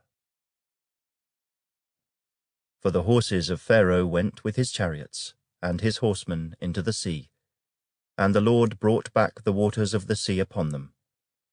But the children of Israel went on dry land in the midst of the sea. Then Miriam, the prophetess, the sister of Aaron, took the timbrel in her hand, and all the women went out after her with timbrels and with dances. And Miriam answered them, Sing to the Lord, for he has triumphed gloriously. The horse and its rider he has thrown into the sea. So Moses brought Israel from the Red Sea. Then they went out into the wilderness of Shur. And they went 3 days in the wilderness, and found no water. Now when they came to Marah, they could not drink the waters of Marah, for they were bitter. Therefore the name of it was called Marah. And the people complained against Moses, saying, What shall we drink? So he cried out to the Lord, and the Lord showed him a tree. When he cast it into the waters were made sweet. There he made a statute and an ordinance for them, and there he tested them, and said, If you diligently heed the voice of the Lord your God, and do what is right in his sight, give ear to his commandments, and keep all his statutes, I will put none of the diseases on you which I have brought on the Egyptians, for I am the Lord who heals you.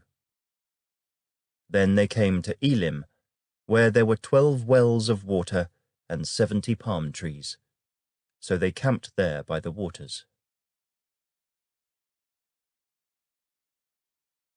Chapter 16. And they journeyed from Elim, and all the congregation of the children of Israel came to the wilderness of Sin, which is between Elim and Sinai, on the 15th day of the 2nd month after they departed from the land of Egypt. Then the whole congregation of the children of Israel complained against Moses and Aaron in the wilderness.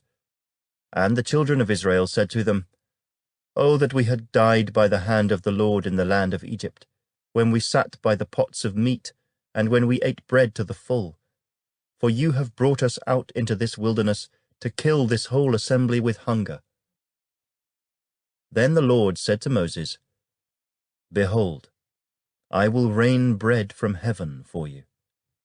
And the people shall go out and gather a certain quota every day, that I may test them, whether they will walk in my law or not.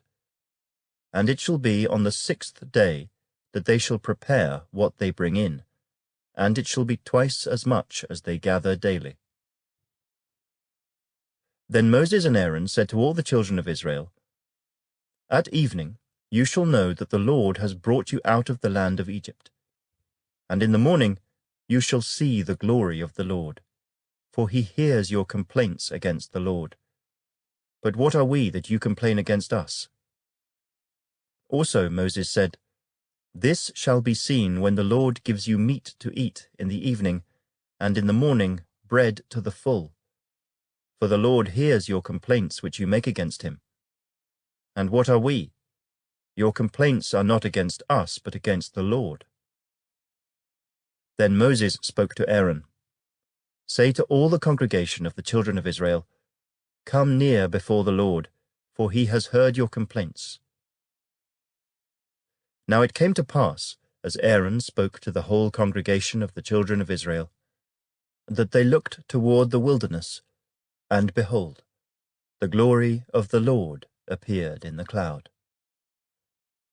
And the Lord spoke to Moses, saying, I have heard the complaints of the children of Israel. Speak to them, saying, At twilight you shall eat meat, and in the morning you shall be filled with bread, and you shall know that I am the Lord your God. So it was that quail came up at evening and covered the camp, and in the morning the dew lay all around the camp. And when the layer of dew lifted, there, on the surface of the wilderness, was a small round substance, as fine as frost on the ground. So when the children of Israel saw it, they said to one another, What is it? For they did not know what it was. And Moses said to them, This is the bread which the Lord has given you to eat. This is the thing which the Lord has commanded. Let every man gather it according to each one's need, 1 omer for each person, according to the number of persons. Let every man take for those who are in his tent. Then the children of Israel did so, and gathered, some more, some less. So when they measured it by omers, he who gathered much had nothing left over, and he who gathered little had no lack. Every man had gathered according to each one's need. And Moses said, Let no one leave any of it till morning. Notwithstanding, they did not heed Moses, but some of them left part of it until morning, and it bred worms and stank. And Moses was angry with them. So they gathered it every morning, every man according to his need. And when the sun became hot, it melted. And so it was, on the 6th day, that they gathered twice as much bread, 2 omers for each one. And all the rulers of the congregation came and told Moses. Then he said to them, This is what the Lord has said. Tomorrow is a Sabbath rest, a holy Sabbath to the Lord. Bake what you will bake today, and boil what you will boil, and lay up for yourselves all that remains to be kept until morning. So they laid it up till morning, as Moses commanded, and it did not stink, nor were there any worms in it. Then Moses said, Eat that today, for today is a Sabbath to the Lord. Today you will not find it in the field. 6 days you shall gather it, but on the 7th day, the Sabbath, there will be none. Now it happened that some of the people went out on the 7th day to gather, but they found none. And the Lord said to Moses, How long do you refuse to keep my commandments and my laws? See, for the Lord has given you the Sabbath. Therefore he gives you on the 6th day bread for 2 days. Let every man remain in his place. Let no man go out of his place on the 7th day. So the people rested on the 7th day. And the house of Israel called its name manna. And it was like white coriander seed, and the taste of it was like wafers made with honey. Then Moses said, This is the thing which the Lord has commanded. Fill an omer with it, to be kept for your generations, that they may see the bread with which I fed you in the wilderness, when I brought you out of the land of Egypt. And Moses said to Aaron, Take a pot, and put an omer of manna in it, and lay it up before the Lord, to be kept for your generations. As the Lord commanded Moses, so Aaron laid it up before the testimony, to be kept. And the children of Israel ate manna 40 years, until they came to an inhabited land. They ate manna until they came to the border of the land of Canaan. Now an omer is 1/10 of an ephah. Chapter 17. Then all the congregation of the children of Israel set out on their journey from the wilderness of Sin, according to the commandment of the Lord, and camped in Rephidim. But there was no water for the people to drink. Therefore the people contended with Moses and said, "Give us water, that we may drink." So Moses said to them, "Why do you contend with me? Why do you tempt the Lord?" And the people thirsted there for water. And the people complained against Moses and said, "Why is it you have brought us up out of Egypt, to kill us and our children and our livestock with thirst?" So Moses cried out to the Lord, saying, "What shall I do with this people? They are almost ready to stone me." And the Lord said to Moses, "Go on before the people, and take with you some of the elders of Israel. Also take in your hand your rod with which you struck the river, and go. Behold, I will stand before you there on the rock in Horeb, and you shall strike the rock, and water will come out of it, that the people may drink." And Moses did so in the sight of the elders of Israel.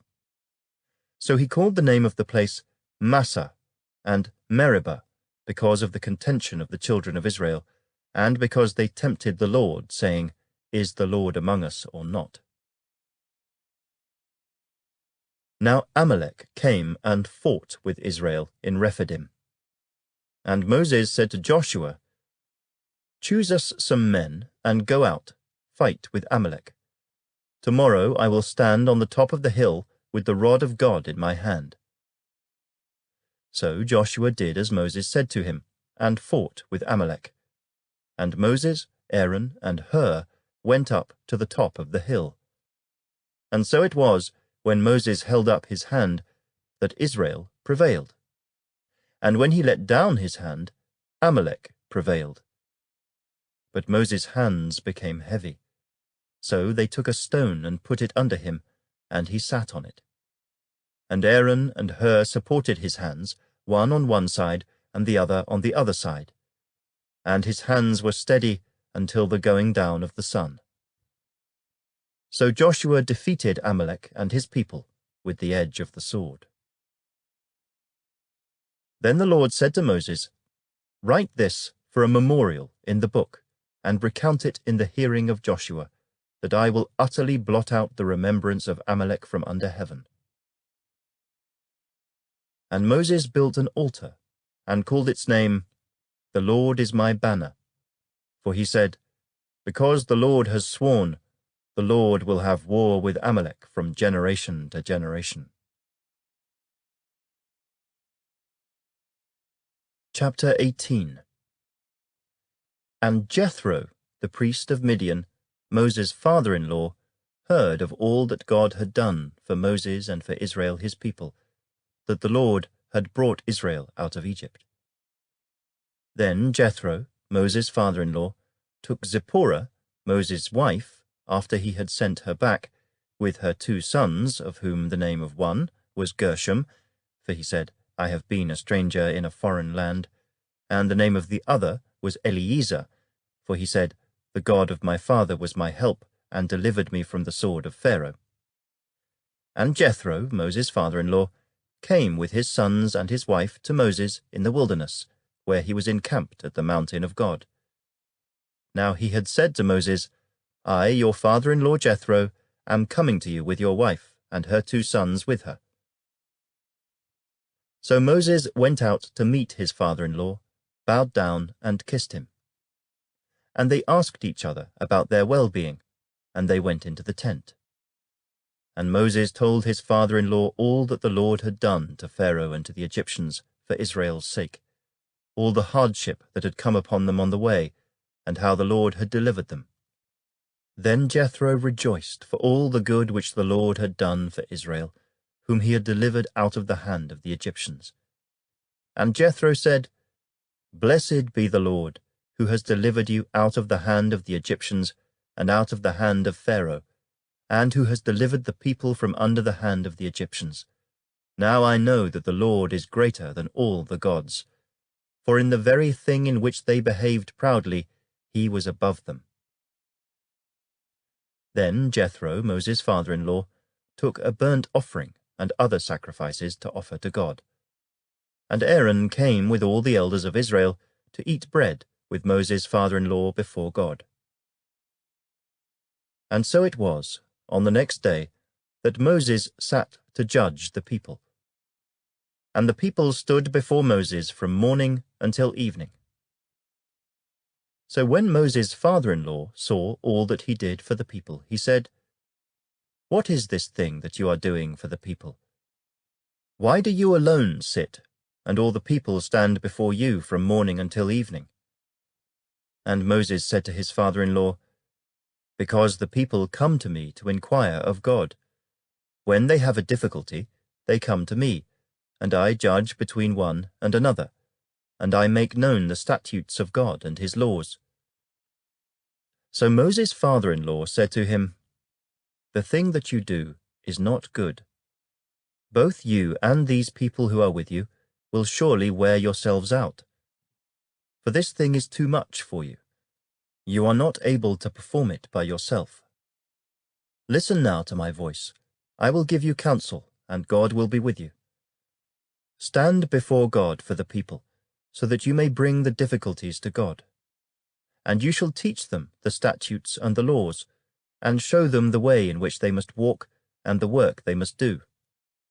Moreover, you shall select from all the people able men such as fear God, men of truth, hating covetousness, and place such over them to be rulers of thousands, rulers of hundreds, rulers of 50s, and rulers of 10s. And let them judge the people at all times. Then it will be that every great matter they shall bring to you, but every small matter they themselves shall judge. So it will be easier for you, for they will bear the burden with you. If you do this thing, and God so commands you, then you will be able to endure, and all this people will also go to their place in peace." So Moses heeded the voice of his father-in-law, and did all that he had said. And Moses chose able men out of all Israel, and made them heads over the people, rulers of thousands, rulers of hundreds, rulers of 50s, and rulers of 10s. So they judged the people at all times. The hard cases they brought to Moses, but they judged every small case themselves. Then Moses let his father-in-law depart, and he went his way to his own land. Chapter 19. In the 3rd month, after the children of Israel had gone out of the land of Egypt, on the same day they came to the wilderness of Sinai. For they had departed from Rephidim, had come to the wilderness of Sinai, and camped in the wilderness. So Israel camped there before the mountain. And Moses went up to God, and the Lord called to him from the mountain, saying, "Thus you shall say to the house of Jacob, and tell the children of Israel, You have seen what I did to the Egyptians, and how I bore you on eagle's wings and brought you to myself. Now, therefore, if you will indeed obey my voice and keep my covenant, then you shall be a special treasure to me above all people. For all the earth is mine. And you shall be to me a kingdom of priests and a holy nation. These are the words which you shall speak to the children of Israel."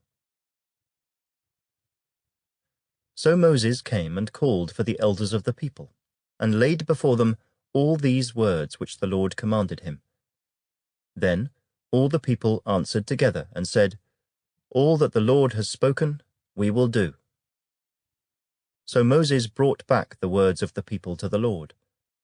And the Lord said to Moses, "Behold, I come to you in the thick cloud, that the people may hear when I speak with you, and believe you forever." So Moses told the words of the people to the Lord. Then the Lord said to Moses, "Go to the people, and consecrate them today and tomorrow, and let them wash their clothes, and let them be ready for the 3rd day. For on the 3rd day the Lord will come down upon Mount Sinai in the sight of all the people. You shall set bounds for the people all around, saying, Take heed to yourselves that you do not go up to the mountain or touch its base. Whoever touches the mountain shall surely be put to death. Not a hand shall touch him, but he shall surely be stoned or shot with an arrow. Whether man or beast, he shall not live. When the trumpet sounds long, they shall come near the mountain. So Moses went down from the mountain to the people, and sanctified the people, and they washed their clothes. And he said to the people, Be ready for the 3rd day. Do not come near your wives.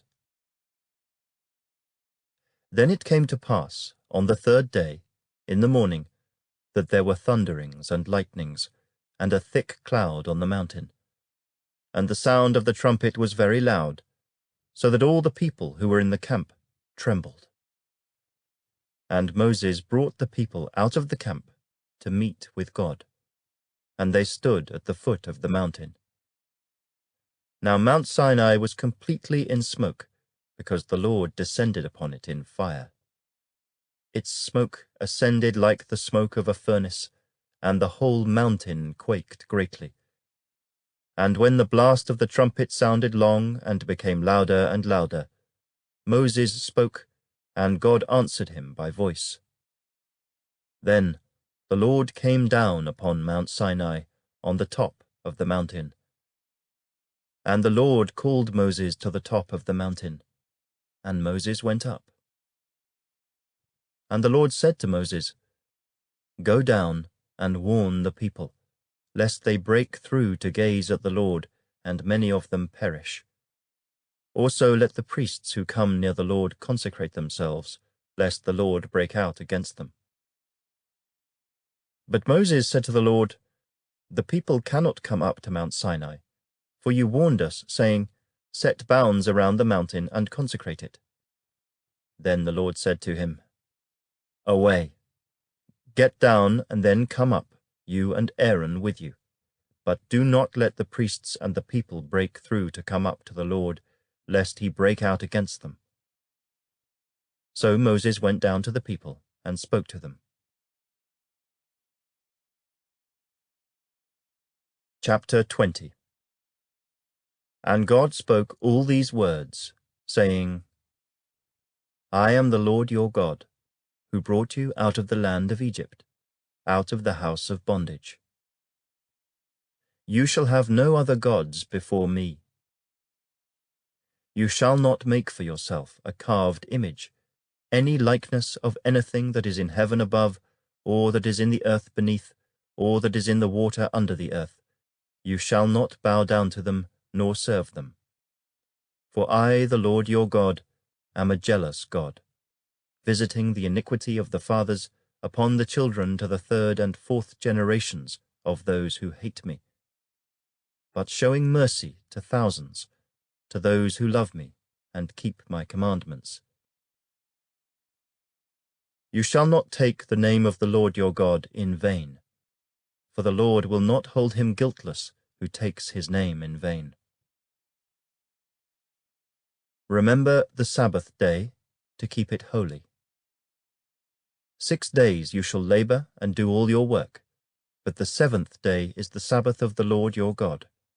In it you shall do no work, you, nor your son, nor your daughter, nor your male servant, nor your female servant, nor your cattle, nor your stranger who is within your gates. For in 6 days the Lord made the heavens and the earth, the sea, and all that is in them, and rested the 7th day. Therefore the Lord blessed the Sabbath day and hallowed it. Honor your father and your mother, that your days may be long upon the land which the Lord your God is giving you. You shall not murder. You shall not commit adultery. You shall not steal. You shall not bear false witness against your neighbor. You shall not covet your neighbor's house. You shall not covet your neighbor's wife, nor his male servant, nor his female servant, nor his ox, nor his donkey, nor anything that is your neighbor's.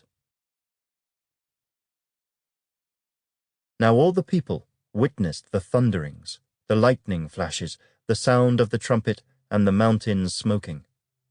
And when the people saw it, they trembled and stood afar off. Then they said to Moses, "You speak with us, and we will hear, but let not God speak with us, lest we die."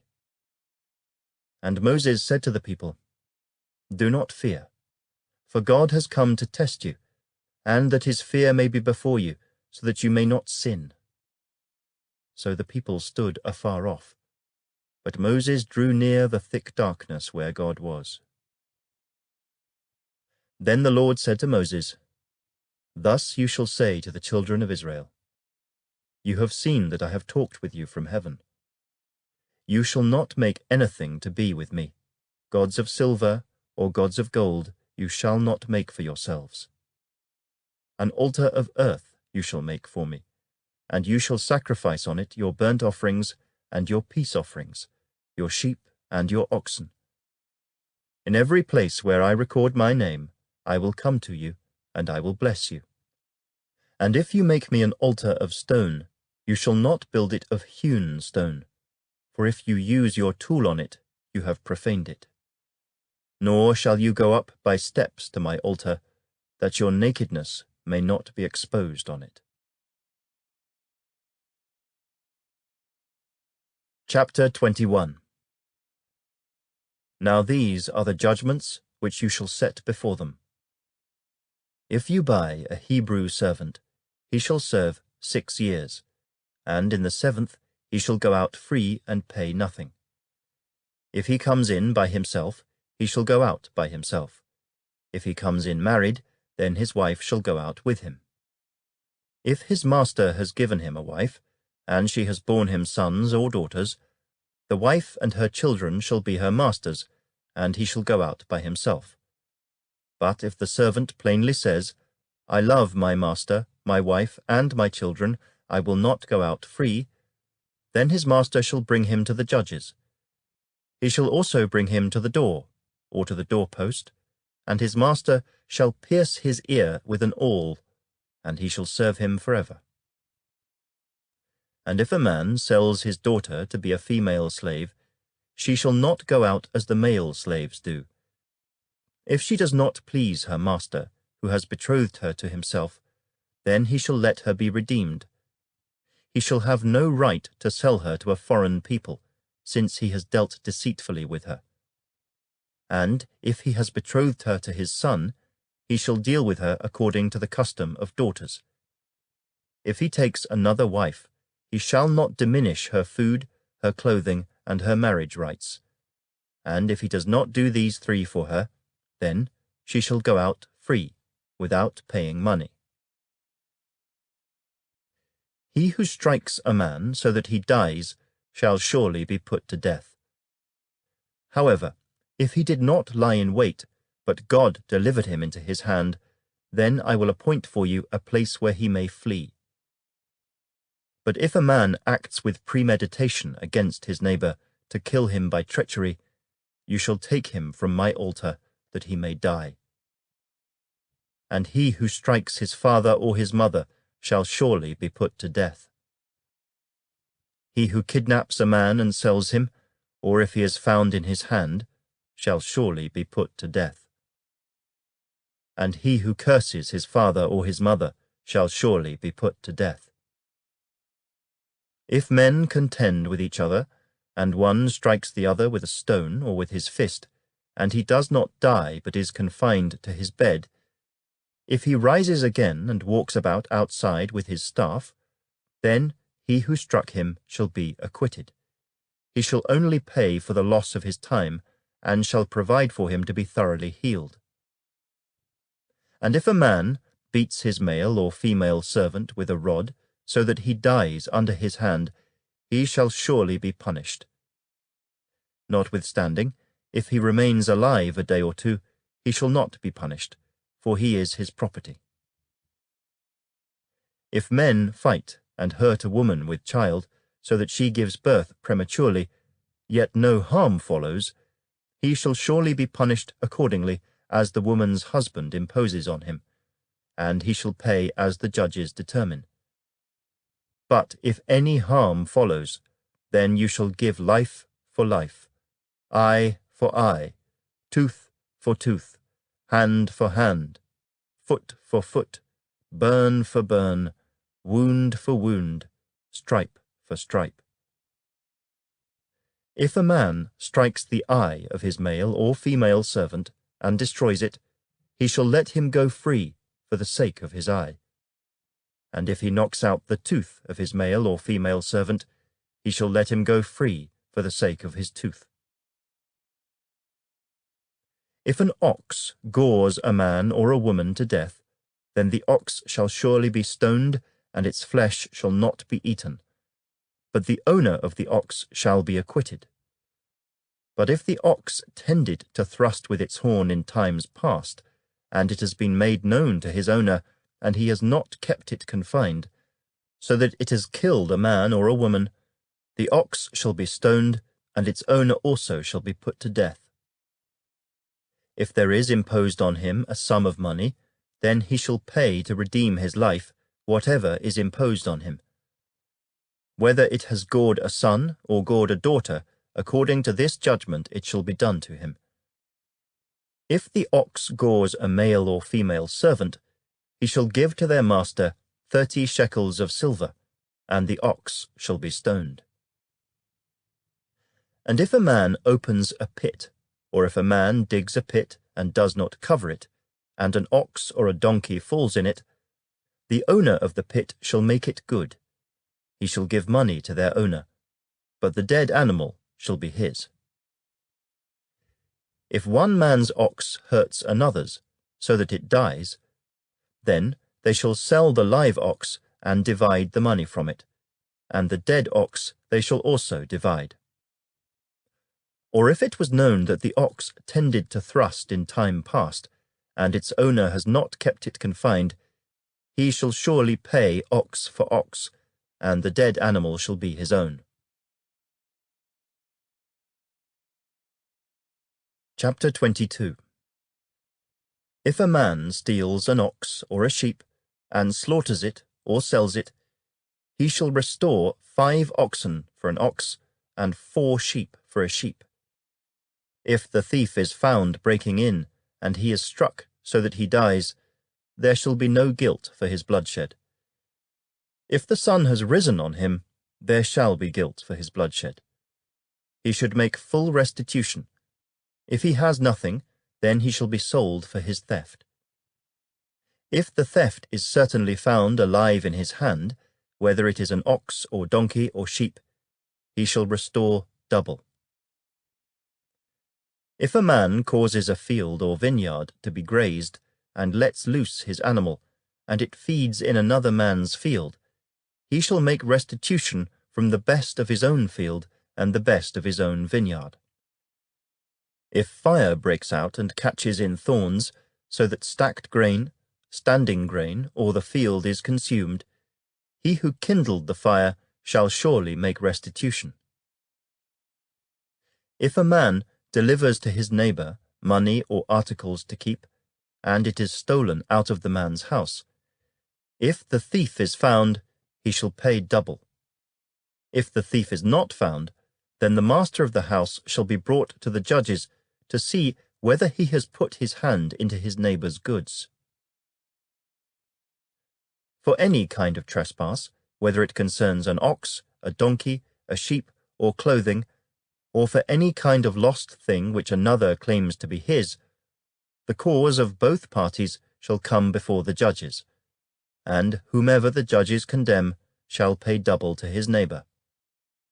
If a man delivers to his neighbor a donkey, an ox, a sheep, or any animal to keep, and it dies, is hurt, or driven away, no one seeing it, then an oath of the Lord shall be between them both, that he has not put his hand into his neighbor's goods.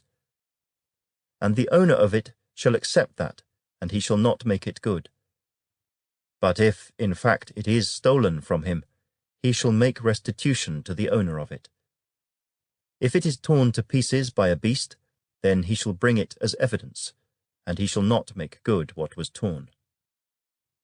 And if a man borrows anything from his neighbor, and it becomes injured or dies, the owner of it not being with it, he shall surely make it good. If its owner was with it, he shall not make it good. If it was hired, it came for its hire. If a man entices a virgin who is not betrothed and lies with her, he shall surely pay the bride price for her to be his wife. If her father utterly refuses to give her to him, he shall pay money according to the bride price of virgins. You shall not permit a sorceress to live. Whoever lies with an animal shall surely be put to death. He who sacrifices to any god except to the Lord only, he shall be utterly destroyed. You shall neither mistreat a stranger nor oppress him, for you were strangers in the land of Egypt. You shall not afflict any widow or fatherless child. If you afflict them in any way, and they cry at all to me, I will surely hear their cry, and my wrath will become hot, and I will kill you with the sword. Your wives shall be widows, and your children fatherless. If you lend money to any of my people who are poor among you, you shall not be like a money lender to him. You shall not charge him interest. If you ever take your neighbor's garment as a pledge, you shall return it to him before the sun goes down. For that is his only covering, it is his garment for his skin. What will he sleep in? And it will be that when he cries to me, I will hear, for I am gracious. You shall not revile God, nor curse a ruler of your people. You shall not delay to offer the first of your ripe produce and your juices. The firstborn of your sons you shall give to me. Likewise you shall do with your oxen and your sheep. It shall be with its mother 7 days. On the 8th day you shall give it to me. And you shall be holy men to me.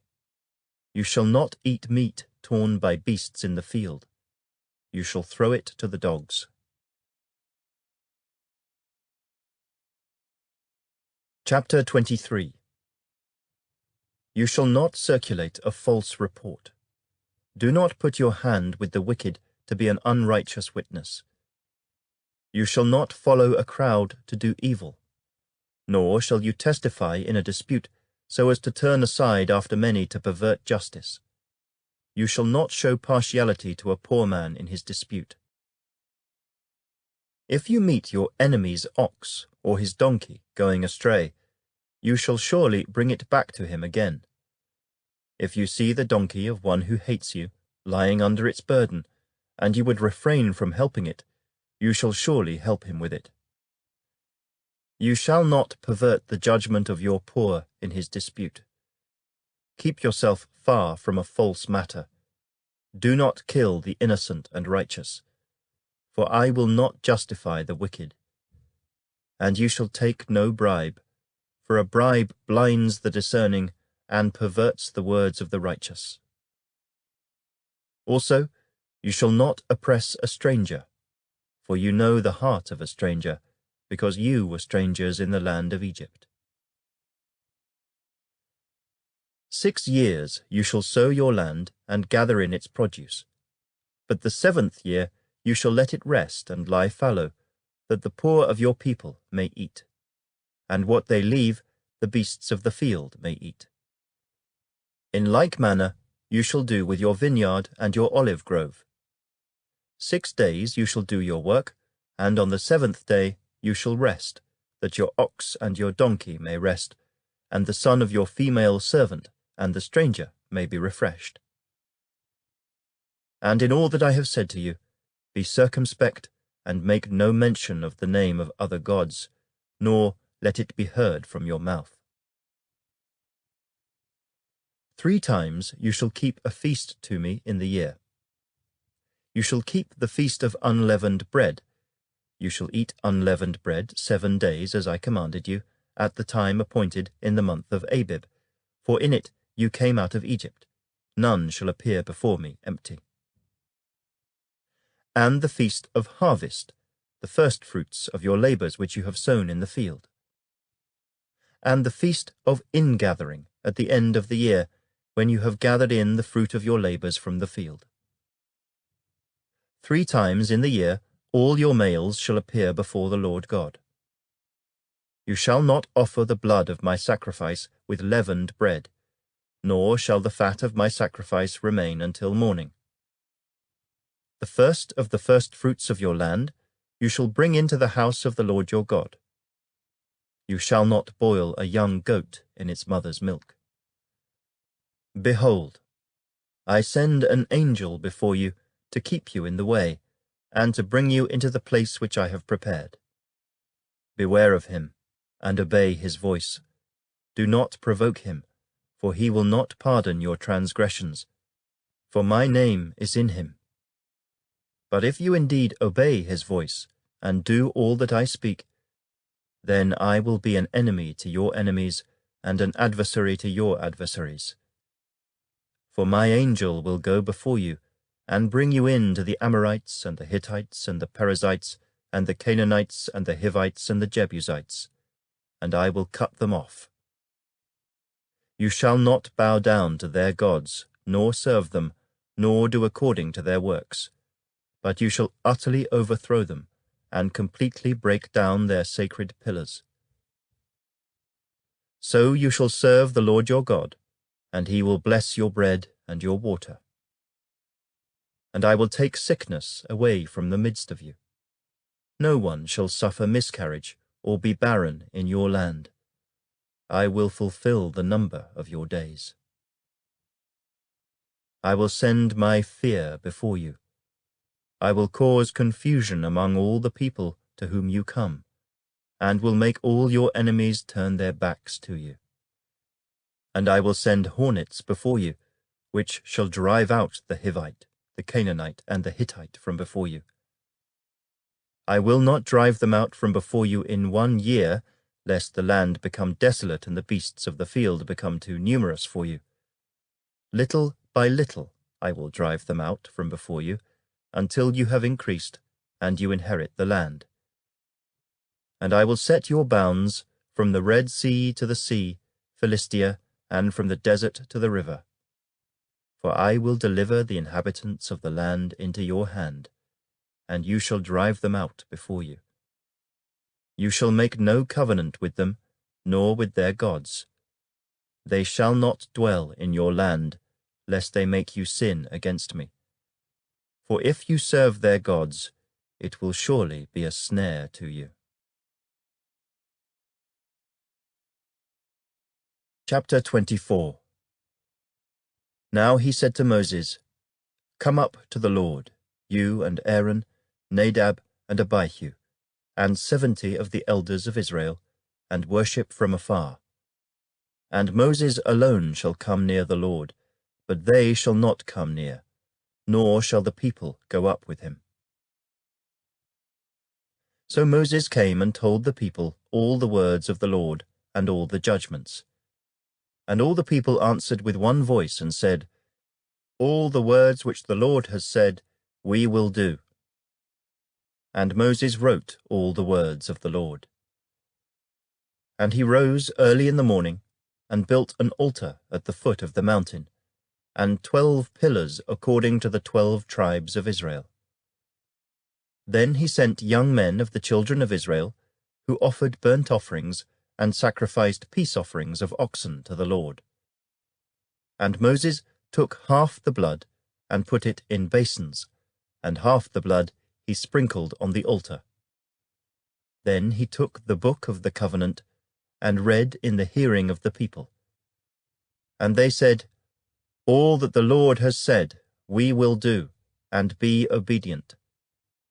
And Moses took the blood, sprinkled it on the people, and said, This is the blood of the covenant which the Lord has made with you, according to all these words. Then Moses went up, also Aaron, Nadab, and Abihu, and 70 of the elders of Israel, and they saw the God of Israel. And there was under his feet, as it were, a paved work of sapphire stone, and it was like the very heavens in its clarity. But on the nobles of the children of Israel he did not lay his hand. So they saw God, and they ate and drank. Then the Lord said to Moses, "Come up to me on the mountain, and be there, and I will give you tablets of stone, and the law and commandments which I have written, that you may teach them." So Moses arose with his assistant Joshua, and Moses went up to the mountain of God. And he said to the elders, "Wait here for us until we come back to you.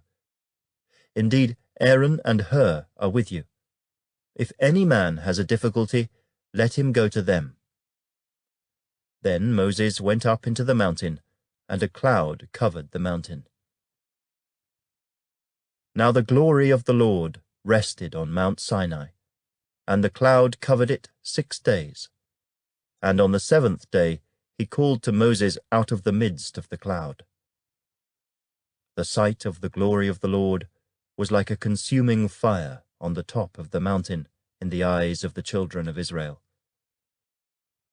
So Moses went into the midst of the cloud, and went up into the mountain. And Moses was on the mountain 40 days and 40 nights. Chapter 25. Then the Lord spoke to Moses, saying, "Speak to the children of Israel, that they bring me an offering. From everyone who gives it willingly with his heart, you shall take my offering.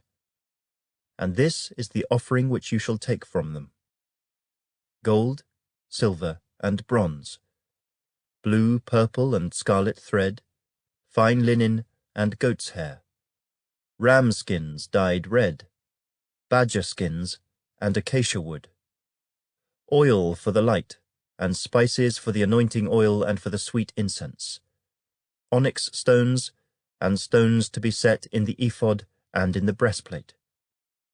And let them make me a sanctuary, that I may dwell among them. According to all that I show you, that is, the pattern of the tabernacle and the pattern of all its furnishings, just so you shall make it. And they shall make an ark of acacia wood. 2½ cubits shall be its length, 1 cubit and a half its width, and 1 cubit and a half its height. And you shall overlay it with pure gold, inside and out you shall overlay it, and shall make on it a moulding of gold all around. You shall cast 4 rings of gold for it, and put them in its 4 corners. 2 rings shall be on one side, and 2 rings on the other side. And you shall make poles of acacia wood, and overlay them with gold. You shall put the poles into the rings on the sides of the ark, that the ark may be carried by them. The poles shall be in the rings of the ark, they shall not be taken from it. And you shall put into the ark the testimony which I will give you.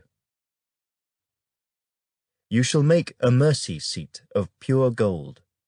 2½ cubits shall be its length, and 1 cubit and a half its width. And you shall make 2 cherubim of gold. Of hammered work you shall make them at the 2 ends of the mercy seat. Make 1 cherub at one end, and the other cherub at the other end. You shall make the cherubim at the 2 ends of it of one piece with the mercy seat. And the cherubim shall stretch out their wings above, covering the mercy seat with their wings, and they shall face one another. The faces of the cherubim shall be toward the mercy seat. You shall put the mercy seat on top of the ark, and in the ark you shall put the testimony that I will give you. And there I will meet with you, and I will speak with you from above the mercy seat, from between the 2 cherubim which are on the ark of the testimony, about everything which I will give you in commandment to the children of Israel. You shall also make a table of acacia wood. 2 cubits shall be its length, 1 cubit its width, and 1 cubit and a half its height. And you shall overlay it with pure gold, and make a moulding of gold all around. You shall make for it a frame of a handbreadth all around, and you shall make a gold moulding for the frame all around. And you shall make for it 4 rings of gold, and put the rings on the 4 corners that are at its 4 legs. The rings shall be close to the frame, as holders for the poles to bear the table.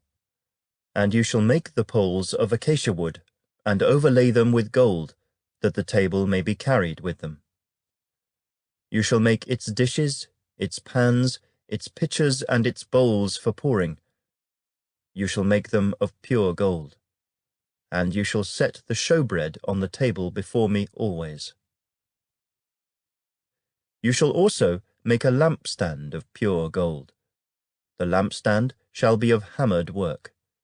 Its shaft, its branches, its bowls, its ornamental knobs, and flowers shall be of one piece. And 6 branches shall come out of its sides. 3 branches of the lampstand out of one side, and 3 branches of the lampstand out of the other side. 3 bowls shall be made like almond blossoms on one branch, with an ornamental knob and a flower, and 3 bowls made like almond blossoms on the other branch, with an ornamental knob and a flower. And so for the 6 branches that come out of the lampstand. On the lampstand itself, 4 bowls shall be made like almond blossoms, each with its ornamental knob and flower. And there shall be a knob under the first 2 branches of the same, a knob under the second 2 branches of the same, and a knob under the third 2 branches of the same, according to the 6 branches that extend from the lampstand. Their knobs and their branches shall be of one piece. All of it shall be one hammered piece of pure gold. You shall make 7 lamps for it, and they shall arrange its lamps so that they give light in front of it. And its wick trimmers and their trays shall be of pure gold. It shall be made of a talent of pure gold with all these utensils. And see to it that you make them according to the pattern which was shown you on the mountain. Chapter 26. Moreover, you shall make the tabernacle with 10 curtains of fine woven linen and blue, purple, and scarlet thread. With artistic designs of cherubim you shall weave them. The length of each curtain shall be 28 cubits, and the width of each curtain 4 cubits, and every one of the curtains shall have the same measurements. 5 curtains shall be coupled to one another, and the other 5 curtains shall be coupled to one another. And you shall make loops of blue yarn on the edge of the curtain on the selvage of one set, and likewise you shall do on the outer edge of the other curtain of the second set. 50 loops you shall make in the one curtain, and 50 loops you shall make on the edge of the curtain that is on the end of the second set, that the loops may be clasped to one another. And you shall make 50 clasps of gold, and couple the curtains together with the clasps, so that it may be one tabernacle. You shall also make curtains of goat's hair, to be a tent over the tabernacle. You shall make 11 curtains. The length of each curtain shall be 30 cubits, and the width of each curtain 4 cubits. And the 11 curtains shall all have the same measurements. And you shall couple 5 curtains by themselves, and 6 curtains by themselves, and you shall double over the 6th curtain at the forefront of the tent. You shall make 50 loops on the edge of the curtain that is outermost in one set, and 50 loops on the edge of the curtain of the second set. And you shall make 50 bronze clasps, put the clasps into the loops, and couple the tent together, that it may be one. The remnant that remains of the curtains of the tent, the half curtain that remains, shall hang over the back of the tabernacle. And a cubit on one side, and a cubit on the other side, of what remains of the length of the curtains of the tent, shall hang over the sides of the tabernacle, on this side and on that side, to cover it. You shall also make a covering of ram skins dyed red for the tent, and a covering of badger skins above that. And for the tabernacle you shall make the boards of acacia wood, standing upright. 10 cubits shall be the length of a board, and 1.5 cubits shall be the width of each board. 2 tenons shall be in each board for binding one to another. Thus you shall make for all the boards of the tabernacle. And you shall make the boards for the tabernacle 20 boards for the south side. You shall make 40 sockets of silver under the 20 boards, 2 sockets under each of the boards for its 2 tenons. And for the second side of the tabernacle, the north side, there shall be 20 boards, and there 40 sockets of silver, 2 sockets under each of the boards. For the far side of the tabernacle, westward, you shall make 6 boards, and you shall also make 2 boards for the 2 back corners of the tabernacle. They shall be coupled together at the bottom, and they shall be coupled together at the top by 1 ring. Thus it shall be for both of them. They shall be for the 2 corners. So there shall be 8 boards with their sockets of silver, 16 sockets, 2 sockets under each of the boards. And you shall make bars of acacia wood, 5 for the boards on one side of the tabernacle, 5 bars for the boards on the other side of the tabernacle, and 5 bars for the boards of the side of the tabernacle for the far side westward. The middle bar shall pass through the midst of the boards from end to end. You shall overlay the boards with gold, make their rings of gold as holders for the bars, and overlay the bars with gold. And you shall raise up the tabernacle according to its pattern which you were shown on the mountain. You shall make a veil woven of blue, purple, and scarlet thread, and fine woven linen. It shall be woven with an artistic design of cherubim. You shall hang it upon the 4 pillars of acacia wood overlaid with gold. Their hooks shall be gold, upon 4 sockets of silver. And you shall hang the veil from the clasps. Then you shall bring the ark of the testimony in there, behind the veil. The veil shall be a divider for you between the holy place and the most holy. You shall put the mercy seat upon the ark of the testimony in the most holy. You shall set the table outside the veil, and the lampstand across from the table on the side of the tabernacle toward the south, and you shall put the table on the north side. You shall make a screen for the door of the tabernacle, woven of blue, purple, and scarlet thread, and fine woven linen, made by a weaver.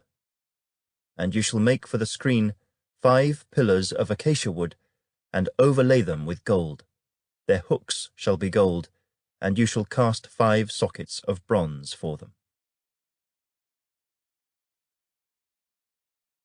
Chapter 27. You shall make an altar of acacia wood, 5 cubits long and 5 cubits wide. The altar shall be square, and its height shall be 3 cubits. You shall make its horns on its 4 corners. Its horns shall be of one piece with it. And you shall overlay it with bronze. Also you shall make its pans to receive its ashes, and its shovels, and its basins, and its forks, and its firepans. You shall make all its utensils of bronze. You shall make a grate for it, a network of bronze. And on the network you shall make 4 bronze rings at its 4 corners. You shall put it under the rim of the altar beneath, that the network may be midway up the altar. And you shall make poles for the altar, poles of acacia wood, and overlay them with bronze. The poles shall be put in the rings, and the poles shall be on the 2 sides of the altar to bear it. You shall make it hollow with boards. As it was shown you on the mountain, so shall they make it. You shall also make the court of the tabernacle. For the south side there shall be hangings for the court made of fine woven linen, 100 cubits long for one side. And its 20 pillars and their 20 sockets shall be bronze. The hooks of the pillars and their bands shall be silver.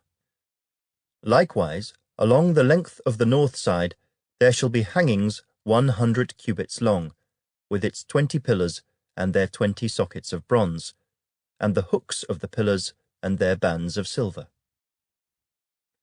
And along the width of the court on the west side shall be hangings of 50 cubits, with their 10 pillars and their 10 sockets. The width of the court on the east side shall be 50 cubits. The hangings on one side of the gate shall be 15 cubits, with their 3 pillars and their 3 sockets. And on the other side shall be hangings of 15 cubits, with their 3 pillars and their 3 sockets. For the gate of the court there shall be a screen 20 cubits long, woven of blue, purple, and scarlet thread, and fine woven linen made by a weaver. It shall have 4 pillars and 4 sockets. All the pillars around the court shall have bands of silver. Their hooks shall be of silver, and their sockets of bronze. The length of the court shall be 100 cubits, the width 50 throughout, and the height 5 cubits, made of fine woven linen, and its sockets of bronze. All the utensils of the tabernacle, for all its service, all its pegs, and all the pegs of the court, shall be of bronze. And you shall command the children of Israel that they bring you pure oil of pressed olives for the light, to cause the lamp to burn continually. In the tabernacle of meeting, outside the veil which is before the testimony, Aaron and his sons shall tend it from evening until morning before the Lord. It shall be a statute forever to their generations on behalf of the children of Israel. Chapter 28. Now take Aaron your brother, and his sons with him, from among the children of Israel, that he may minister to me as priest, Aaron and Aaron's sons, Nadab, Abihu, Eleazar, and Ithamar. And you shall make holy garments for Aaron your brother, for glory and for beauty. So you shall speak to all who are gifted artisans, whom I have filled with the spirit of wisdom, that they may make Aaron's garments to consecrate him, that he may minister to me as priest. And these are the garments which they shall make: a breastplate, an ephod, a robe, a skillfully woven tunic, a turban, and a sash. So they shall make holy garments for Aaron your brother and his sons, that he may minister to me as priest. They shall take the gold, blue, purple, and scarlet thread, and the fine linen, and they shall make the ephod of gold, blue, purple, and scarlet thread, and fine woven linen, artistically worked. It shall have 2 shoulder straps joined at its 2 edges, and so it shall be joined together. And the intricately woven band of the ephod which is on it shall be of the same workmanship, made of gold, blue, purple, and scarlet thread, and fine woven linen. Then you shall take 2 onyx stones, and engrave on them the names of the sons of Israel, 6 of their names on one stone, and 6 names on the other stone, in order of their birth. With the work of an engraver in stone, like the engravings of a signet, you shall engrave the 2 stones with the names of the sons of Israel. You shall set them in settings of gold, and you shall put the 2 stones on the shoulders of the ephod as memorial stones for the sons of Israel. So Aaron shall bear their names before the Lord on his 2 shoulders as a memorial. You shall also make settings of gold, and you shall make 2 chains of pure gold like braided cords, and fasten the braided chains to the settings. You shall make the breastplate of judgment. Artistically woven according to the workmanship of the ephod you shall make it, of gold, blue, purple, and scarlet thread, and fine woven linen you shall make it. It shall be doubled into a square. A span shall be its length, and a span shall be its width. and you shall put settings of stones in it, 4 rows of stones. The first row shall be a sardius, a topaz, and an emerald. This shall be the first row. The second row shall be a turquoise, a sapphire, and a diamond. The third row, a jacinth, an agate, and an amethyst. And the fourth row, a beryl, an onyx, and a jasper. They shall be set in gold settings. And the stones shall have the names of the sons of Israel, 12 according to their names, like the engravings of a signet, each one with its own name. They shall be according to the 12 tribes. You shall make chains for the breastplate at the end, like braided cords of pure gold. And you shall make 2 rings of gold for the breastplate, and put the 2 rings on the 2 ends of the breastplate.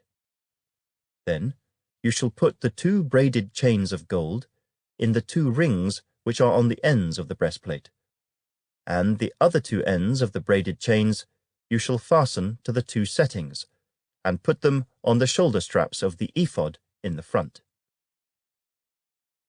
You shall make 2 rings of gold, and put them on the 2 ends of the breastplate, on the edge of it, which is on the inner side of the ephod. And 2 other rings of gold you shall make, and put them on the 2 shoulder straps, underneath the ephod towards its front, right at the seam above the intricately woven band of the ephod. They shall bind the breastplate by means of its rings to the rings of the ephod, using a blue cord, so that it is above the intricately woven band of the ephod, and so that the breastplate does not come loose from the ephod. So Aaron shall bear the names of the sons of Israel on the breastplate of judgment over his heart, when he goes into the holy place, as a memorial before the Lord continually. And you shall put in the breastplate of judgment the Urim and the Thummim, and they shall be over Aaron's heart when he goes in before the Lord. So Aaron shall bear the judgment of the children of Israel over his heart before the Lord continually. You shall make the robe of the ephod all of blue. There shall be an opening for his head in the middle of it. It shall have a woven binding all around its opening, like the opening in a coat of mail, so that it does not tear. And upon its hem you shall make pomegranates of blue, purple, and scarlet, all around its hem, and bells of gold between them all around. A golden bell and a pomegranate, a golden bell and a pomegranate, upon the hem of the robe all around. And it shall be upon Aaron when he ministers, and its sound will be heard when he goes into the holy place before the Lord, and when he comes out, that he may not die. You shall also make a plate of pure gold, and engrave on it, like the engraving of a signet, Holiness to the Lord. And you shall put it on a blue cord, that it may be on the turban. It shall be on the front of the turban. So it shall be on Aaron's forehead, that Aaron may bear the iniquity of the holy things which the children of Israel hallow in all their holy gifts. And it shall always be on his forehead, that they may be accepted before the Lord. You shall skillfully weave the tunic of fine linen thread. You shall make the turban of fine linen, and you shall make the sash of woven work. For Aaron's sons you shall make tunics, and you shall make sashes for them. And you shall make hats for them, for glory and beauty. So you shall put them on Aaron your brother, and on his sons with him. You shall anoint them, consecrate them, and sanctify them, that they may minister to me as priests. And you shall make for them linen trousers to cover their nakedness. They shall reach from the waist to the thighs. They shall be on Aaron and on his sons when they come into the tabernacle of meeting, or when they come near the altar to minister in the holy place, that they do not incur iniquity and die. It shall be a statute forever to him and his descendants after him. Chapter 29. And this is what you shall do to them to hallow them for ministering to me as priests. Take 1 young bull and 2 rams without blemish, and unleavened bread, unleavened cakes mixed with oil, and unleavened wafers anointed with oil. You shall make them of wheat flour. You shall put them in 1 basket, and bring them in the basket with the bull and the 2 rams. And Aaron and his sons you shall bring to the door of the tabernacle of meeting, and you shall wash them with water. Then you shall take the garments, put the tunic on Aaron, and the robe of the ephod and the breastplate, and gird him with the intricately woven band of the ephod. You shall put the turban on his head, and put the holy crown on the turban. And you shall take the anointing oil, pour it on his head, and anoint him. Then you shall bring his sons, and put tunics on them. And you shall gird them with sashes, Aaron and his sons, and put the hats on them. The priesthood shall be theirs for a perpetual statute. So you shall consecrate Aaron and his sons.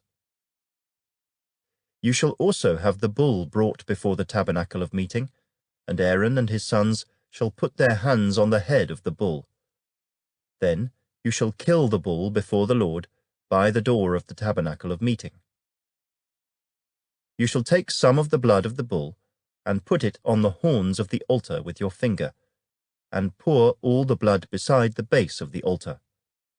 And you shall take all the fat that covers the entrails, the fatty lobe attached to the liver, and the 2 kidneys, and the fat that is on them, and burn them on the altar. But the flesh of the bull, with its skin and its offal, you shall burn with fire outside the camp. It is a sin offering. You shall also take 1 ram, and Aaron and his sons shall put their hands on the head of the ram. And you shall kill the ram, and you shall take its blood and sprinkle it all around on the altar. Then you shall cut the ram in pieces, wash its entrails and its legs, and put them with its pieces and with its head. And you shall burn the whole ram on the altar. It is a burnt offering to the Lord. It is a sweet aroma, an offering made by fire to the Lord. You shall also take the other ram, and Aaron and his sons shall put their hands on the head of the ram. Then you shall kill the ram, and take some of its blood, and put it on the tip of the right ear of Aaron, and on the tip of the right ear of his sons, on the thumb of their right hand, and on the big toe of their right foot, and sprinkle the blood all around on the altar. And you shall take some of the blood that is on the altar, and some of the anointing oil, and sprinkle it on Aaron and on his garments, on his sons, and on the garments of his sons with him. And he and his garments shall be hallowed, and his sons' garments with him. Also, you shall take the fat of the ram, the fat tail, the fat that covers the entrails, the fatty lobe attached to the liver, the 2 kidneys and the fat on them, the right thigh, for it is a ram of consecration, 1 loaf of bread, 1 cake made with oil, and 1 wafer from the basket of the unleavened bread that is before the Lord. And you shall put all these in the hands of Aaron and in the hands of his sons, and you shall wave them as a wave offering before the Lord. You shall receive them back from their hands, and burn them on the altar as a burnt offering, as a sweet aroma before the Lord. It is an offering made by fire to the Lord. Then you shall take the breast of the ram of Aaron's consecration, and wave it as a wave offering before the Lord, and it shall be your portion. And from the ram of the consecration you shall consecrate the breast of the wave offering which is waved, and the thigh of the heave offering which is raised, of that which is for Aaron, and of that which is for his sons. It shall be from the children of Israel for Aaron and his sons by a statute forever, for it is a heave offering.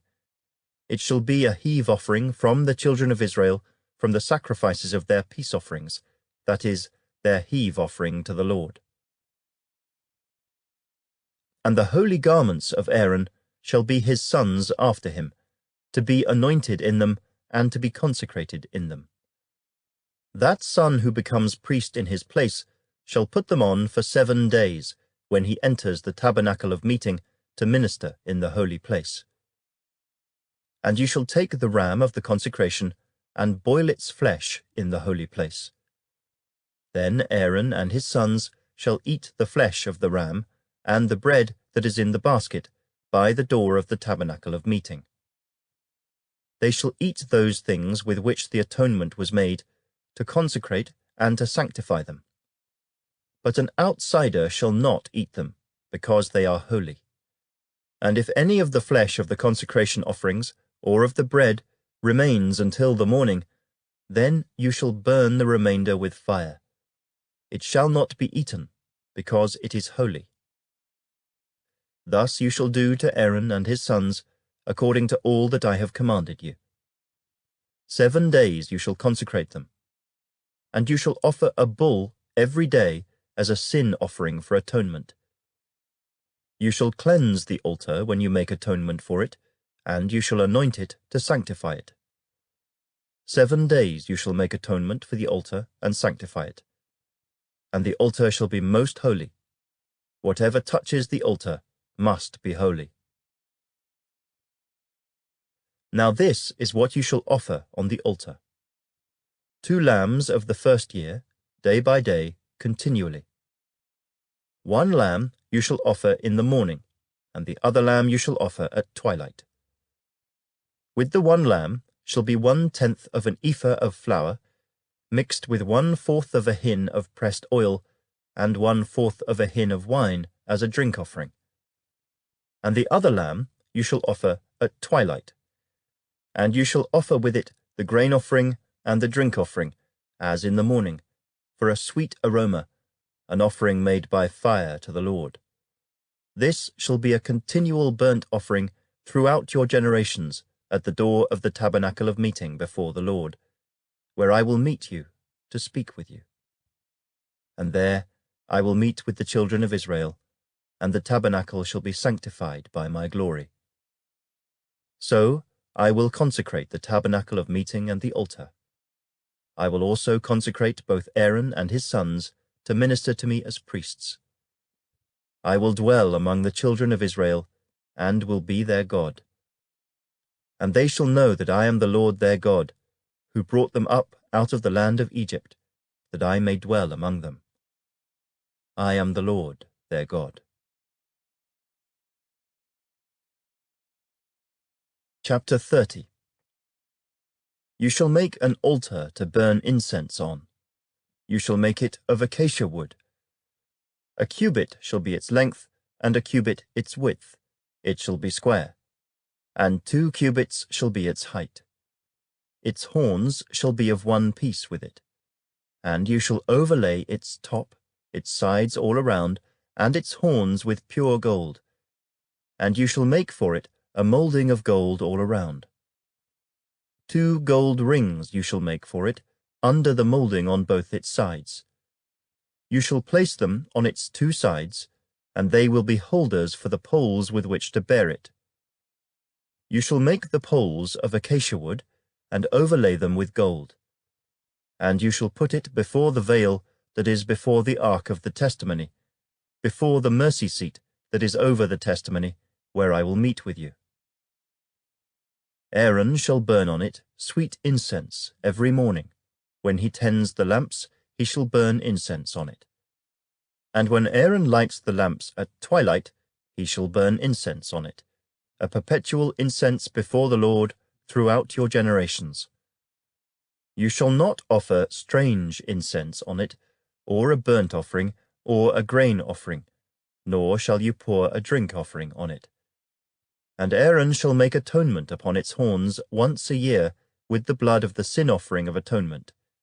Once a year he shall make atonement upon it throughout your generations. It is most holy to the Lord.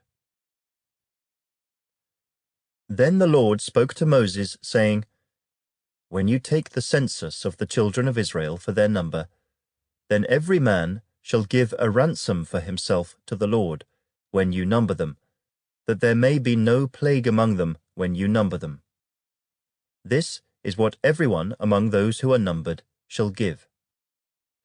Half a shekel according to the shekel of the sanctuary. A shekel is 20 gerahs. The half shekel shall be an offering to the Lord. Everyone included among those who are numbered, from 20 years old and above, shall give an offering to the Lord. The rich shall not give more, and the poor shall not give less than half a shekel, when you give an offering to the Lord to make atonement for yourselves. And you shall take the atonement money of the children of Israel, and shall appoint it for the service of the tabernacle of meeting, that it may be a memorial for the children of Israel before the Lord, to make atonement for yourselves. Then the Lord spoke to Moses, saying, You shall also make a laver of bronze, with its base also of bronze, for washing.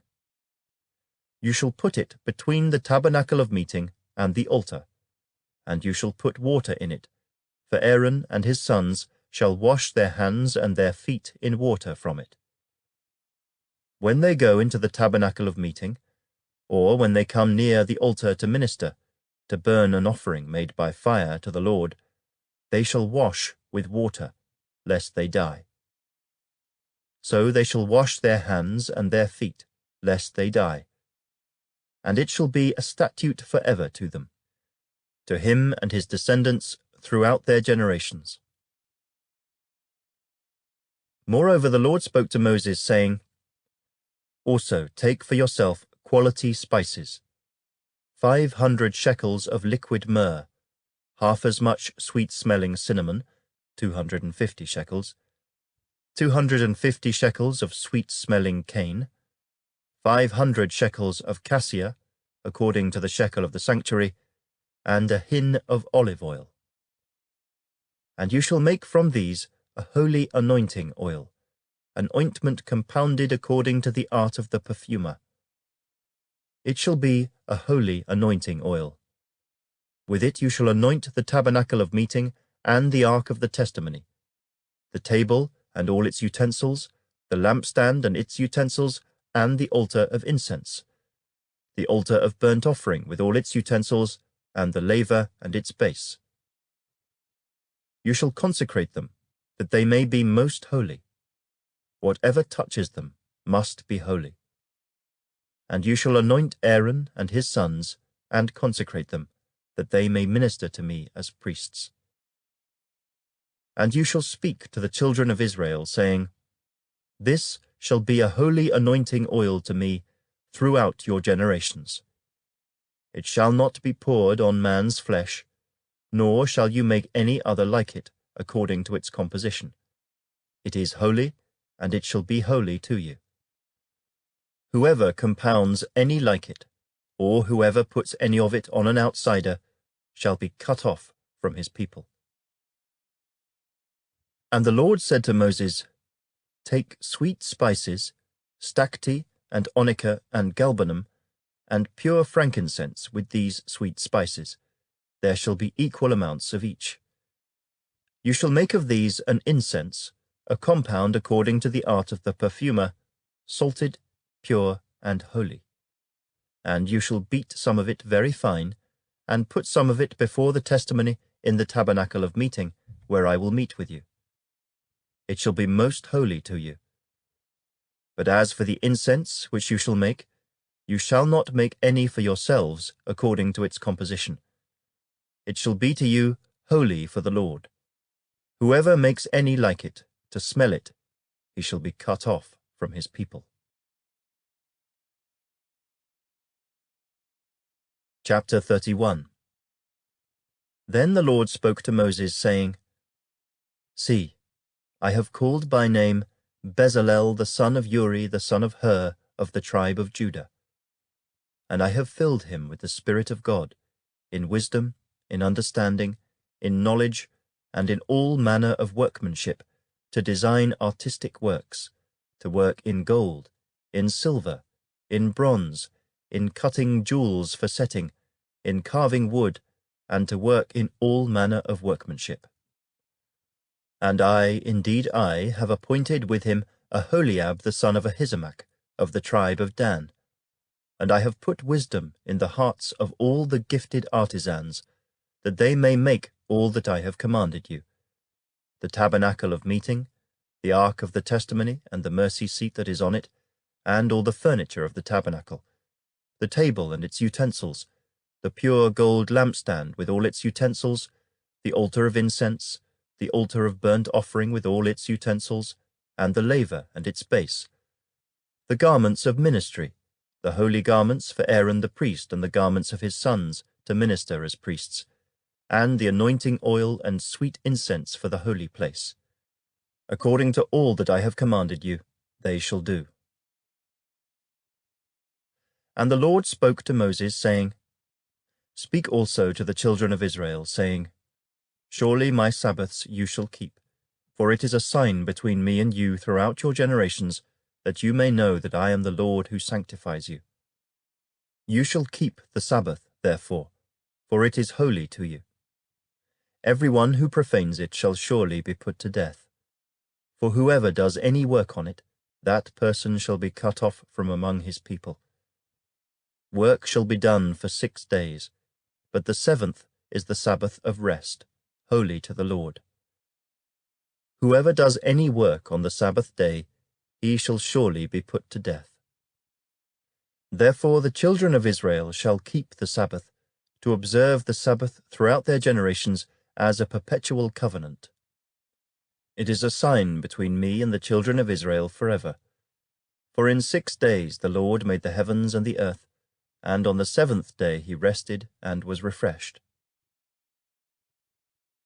And when he had made an end of speaking with him on Mount Sinai, he gave Moses 2 tablets of the testimony, tablets of stone, written with the finger of God.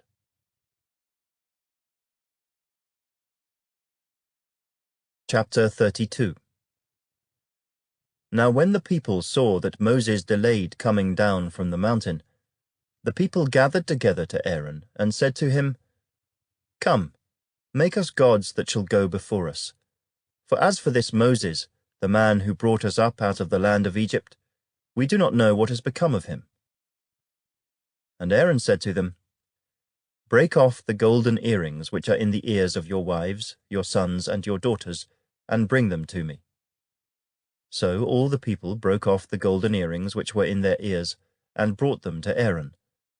And he received the gold from their hand, and he fashioned it with an engraving tool, and made a moulded calf. Then they said, This is your God, O Israel, that brought you out of the land of Egypt. So when Aaron saw it, he built an altar before it. And Aaron made a proclamation and said, Tomorrow is a feast to the Lord. Then they rose early on the next day, offered burnt offerings, and brought peace offerings. And the people sat down to eat and drink, and rose up to play. And the Lord said to Moses, Go, get down, for your people whom you brought out of the land of Egypt have corrupted themselves. They have turned aside quickly out of the way which I commanded them.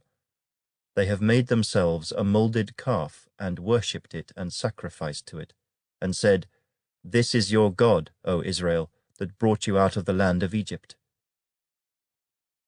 And the Lord said to Moses, I have seen this people, and indeed it is a stiff-necked people. Now therefore, let me alone, that my wrath may burn hot against them, and I may consume them.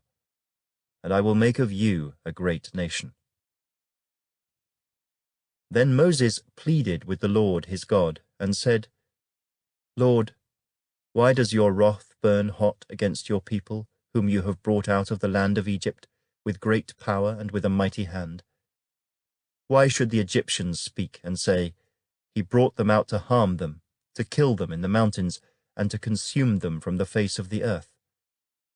Turn from your fierce wrath, and relent from this harm to your people. Remember Abraham, Isaac, and Israel, your servants, to whom you swore by your own self, and said to them, I will multiply your descendants as the stars of heaven, And all this land that I have spoken of I give to your descendants, and they shall inherit it forever." So the Lord relented from the harm which he said he would do to his people. And Moses turned and went down from the mountain, and the 2 tablets of the testimony were in his hand. The tablets were written on both sides, on the one side and on the other they were written. Now the tablets were the work of God, and the writing was the writing of God engraved on the tablets. And when Joshua heard the noise of the people as they shouted, he said to Moses, "There is a noise of war in the camp." But he said, "It is not the noise of the shout of victory, nor the noise of the cry of defeat, but the sound of singing I hear." So it was, as soon as he came near the camp, that he saw the calf and the dancing. So Moses' anger became hot, and he cast the tablets out of his hands and broke them at the foot of the mountain. Then he took the calf which they had made, burned it in the fire, and ground it to powder. And he scattered it on the water, and made the children of Israel drink it. And Moses said to Aaron, "What did this people do to you, that you have brought so great a sin upon them?" So Aaron said, "Do not let the anger of my Lord become hot. You know the people, that they are set on evil. For they said to me, 'Make us gods that shall go before us.' As for this Moses, the man who brought us out of the land of Egypt, we do not know what has become of him." And I said to them, "Whoever has any gold, let them break it off." So they gave it to me, and I cast it into the fire, and this calf came out. Now when Moses saw that the people were unrestrained, for Aaron had not restrained them, to their shame among their enemies, then Moses stood in the entrance of the camp and said, "Whoever is on the Lord's side, come to me." And all the sons of Levi gathered themselves together to him. And he said to them, "Thus says the Lord God of Israel, let every man put his sword on his side, and go in and out from entrance to entrance throughout the camp, and let every man kill his brother, every man his companion, and every man his neighbor." So the sons of Levi did according to the word of Moses. And about 3,000 men of the people fell that day. Then Moses said, "Consecrate yourselves today to the Lord, that he may bestow on you a blessing this day, for every man has opposed his son and his brother." Now it came to pass on the next day that Moses said to the people, "You have committed a great sin. So now I will go up to the Lord. Perhaps I can make atonement for your sin." Then Moses returned to the Lord and said, "Oh, these people have committed a great sin, and have made for themselves a god of gold. Yet now, if you will forgive their sin, but if not, I pray, blot me out of your book which you have written." And the Lord said to Moses, "Whoever has sinned against me, I will blot him out of my book. Now therefore, go, lead the people to the place of which I have spoken to you. Behold, my angel shall go before you. Nevertheless, in the day when I visit for punishment, I will visit punishment upon them for their sin." So the Lord plagued the people because of what they did with the calf which Aaron made. Chapter 33. Then the Lord said to Moses, "Depart, and go up from here, you and the people whom you have brought out of the land of Egypt, to the land of which I swore to Abraham, Isaac, and Jacob, saying, 'To your descendants I will give it.' And I will send my angel before you, and I will drive out the Canaanite, and the Amorite, and the Hittite, and the Perizzite, and the Hivite, and the Jebusite. Go up to a land flowing with milk and honey. For I will not go up in your midst, lest I consume you on the way, for you are a stiff-necked people." And when the people heard this bad news, they mourned, and no one put on his ornaments. For the Lord had said to Moses, "Say to the children of Israel, You are a stiff-necked people. I could come up into your midst in one moment and consume you. Now therefore, take off your ornaments, that I may know what to do to you." So the children of Israel stripped themselves of their ornaments by Mount Horeb. Moses took his tent and pitched it outside the camp, far from the camp, and called it the tabernacle of meeting. And it came to pass that everyone who sought the Lord went out to the tabernacle of meeting, which was outside the camp. So it was, whenever Moses went out to the tabernacle, that all the people rose, and each man stood at his tent door and watched Moses until he had gone into the tabernacle. And it came to pass, when Moses entered the tabernacle, that the pillar of cloud descended and stood at the door of the tabernacle, and the Lord talked with Moses. All the people saw the pillar of cloud standing at the tabernacle door, and all the people rose and worshipped, each man in his tent door. So the Lord spoke to Moses face to face, as a man speaks to his friend. And he would return to the camp. But his servant Joshua the son of Nun, a young man, did not depart from the tabernacle. Then Moses said to the Lord, "See, you say to me, Bring up this people. But you have not let me know whom you will send with me. Yet you have said, I know you by name, and you have also found grace in my sight. Now therefore I pray, if I have found grace in your sight, show me now your way, that I may know you, and that I may find grace in your sight. And consider that this nation is your people." And he said, "My presence will go with you, and I will give you rest." Then he said to him, "If your presence does not go with us, do not bring us up from here. For how then will it be known that your people and I have found grace in your sight, except you go with us? So we shall be separate, your people and I, from all the people who are upon the face of the earth." So the Lord said to Moses, "I will also do this thing that you have spoken, for you have found grace in my sight, and I know you by name." And he said, "Please, show me your glory." Then he said, "I will make all my goodness pass before you, and I will proclaim the name of the Lord before you. I will be gracious to whom I will be gracious, and I will have compassion on whom I will have compassion." But, he said, "You cannot see my face, for no man shall see me and live." And the Lord said, "Here is a place by me, and you shall stand on the rock. So it shall be, while my glory passes by, that I will put you in the cleft of the rock, and will cover you with my hand while I pass by. Then I will take away my hand, and you shall see my back, but my face shall not be seen." Chapter 34. And the Lord said to Moses, "Cut 2 tablets of stone like the first ones, and I will write on these tablets the words that were on the first tablets which you broke. So be ready in the morning, and come up in the morning to Mount Sinai, and present yourself to me there on the top of the mountain. And no man shall come up with you, and let no man be seen throughout all the mountain. Let neither flocks nor herds feed before that mountain." So he cut 2 tablets of stone like the first ones.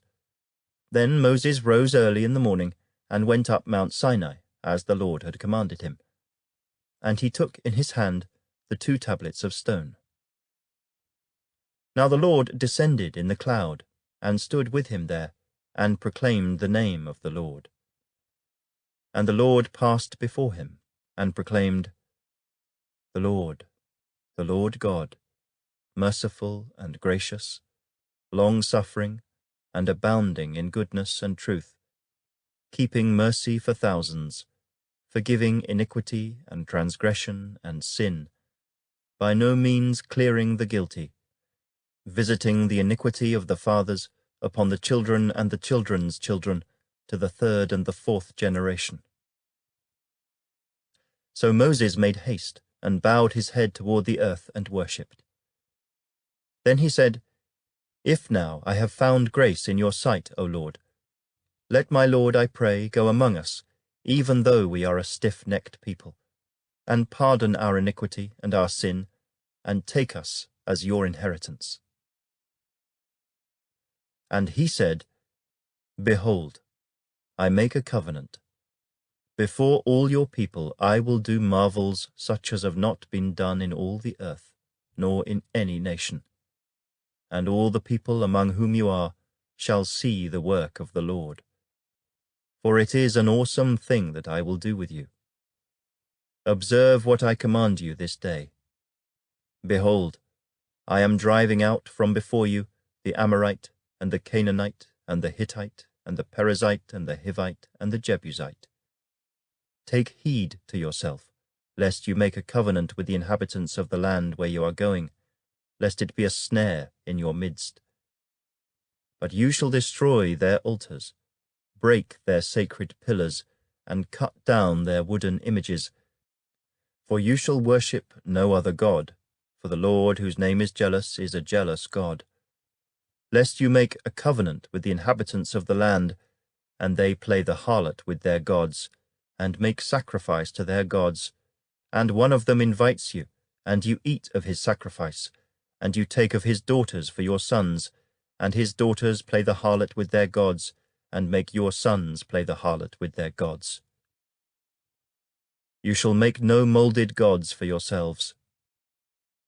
The feast of unleavened bread you shall keep. 7 days you shall eat unleavened bread, as I commanded you, in the appointed time of the month of Abib. For in the month of Abib you came out from Egypt. All that open the womb are mine, and every male firstborn among your livestock, whether ox or sheep. But the firstborn of a donkey you shall redeem with a lamb. And if you will not redeem him, then you shall break his neck. All the firstborn of your sons you shall redeem. And none shall appear before me empty-handed. 6 days you shall work, but on the 7th day you shall rest. In ploughing time and in harvest you shall rest. And you shall observe the feast of weeks, of the firstfruits of wheat harvest, and the feast of ingathering at the year's end. 3 times in the year all your men shall appear before the Lord God of Israel. For I will cast out the nations before you, and enlarge your borders. Neither will any man covet your land when you go up to appear before the Lord your God 3 times in the year. You shall not offer the blood of my sacrifice with leaven, nor shall the sacrifice of the feast of the Passover be left until morning. The first of the firstfruits of your land you shall bring to the house of the Lord your God. You shall not boil a young goat in its mother's milk. Then the Lord said to Moses, Write these words, for according to the tenor of these words I have made a covenant with you and with Israel. So he was there with the Lord 40 days and 40 nights. He neither ate bread nor drank water. And he wrote on the tablets the words of the covenant, the 10 commandments. Now it was so, when Moses came down from Mount Sinai, and the 2 tablets of the testimony were in Moses' hand when he came down from the mountain, that Moses did not know that the skin of his face shone while he talked with him. So when Aaron and all the children of Israel saw Moses, behold, the skin of his face shone, and they were afraid to come near him. Then Moses called to them, and Aaron and all the rulers of the congregation returned to him, and Moses talked with them. Afterward all the children of Israel came near, and he gave them as commandments all that the Lord had spoken with him on Mount Sinai. And when Moses had finished speaking with them, he put a veil on his face. But whenever Moses went in before the Lord to speak with him, he would take the veil off until he came out. And he would come out and speak to the children of Israel whatever he had been commanded. And whenever the children of Israel saw the face of Moses, that the skin of Moses' face shone, then Moses would put the veil on his face again until he went in to speak with him. Chapter 35. Then Moses gathered all the congregation of the children of Israel together, and said to them, "These are the words which the Lord has commanded you to do. Work shall be done for 6 days, but the 7th day shall be a holy day for you, a Sabbath of rest to the Lord. Whoever does any work on it shall be put to death. You shall kindle no fire throughout your dwellings on the Sabbath day." And Moses spoke to all the congregation of the children of Israel, saying, "This is the thing which the Lord commanded, saying, Take from among you an offering to the Lord. Whoever is of a willing heart, let him bring it as an offering to the Lord, gold, silver, and bronze, blue, purple, and scarlet thread, fine linen, and goat's hair, ram skins dyed red, badger skins, and acacia wood, oil for the light, and spices for the anointing oil and for the sweet incense, onyx stones, and stones to be set in the ephod and in the breastplate. All who are gifted artisans among you shall come and make all that the Lord has commanded: the tabernacle, its tent, its covering, its clasps, its boards, its bars, its pillars, and its sockets, the ark and its poles, with the mercy seat and the veil of the covering, the table and its poles, all its utensils, and the showbread.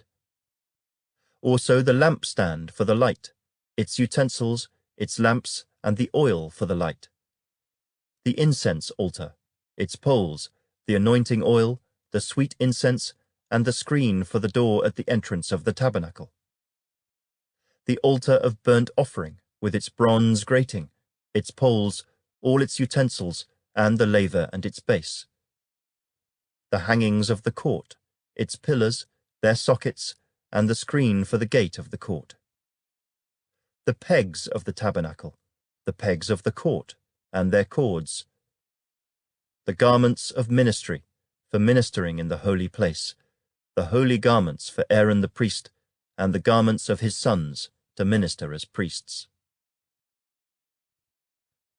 And all the congregation of the children of Israel departed from the presence of Moses.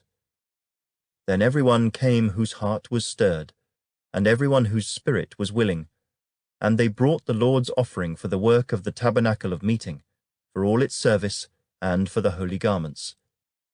They came, both men and women, as many as had a willing heart, and brought earrings and nose rings, rings and necklaces, all jewelry of gold, that is, every man who made an offering of gold to the Lord. And every man, with whom was found blue, purple, and scarlet thread, fine linen, and goat's hair, red skins of rams, and badger skins, brought them. Everyone who offered an offering of silver or bronze brought the Lord's offering, and everyone with whom was found acacia wood for any work of the service brought it. All the women who were gifted artisans spun yarn with their hands, and brought what they had spun, of blue, purple, and scarlet, and fine linen. And all the women whose hearts stirred with wisdom spun yarn of goat's hair. The rulers brought onyx stones, and the stones to be set in the ephod and in the breastplate, and spices and oil for the light, for the anointing oil, and for the sweet incense.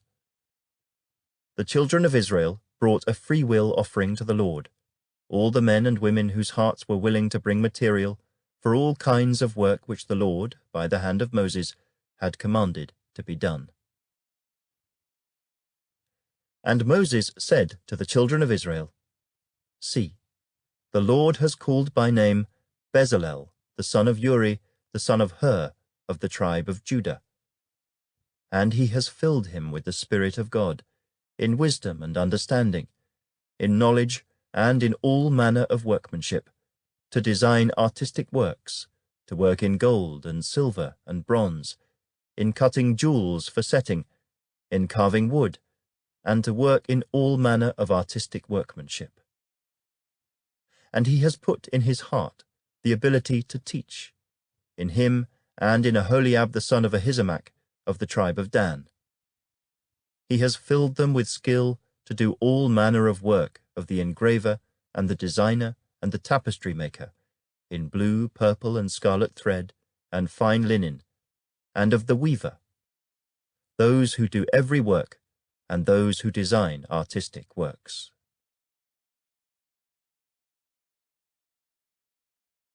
Chapter 36.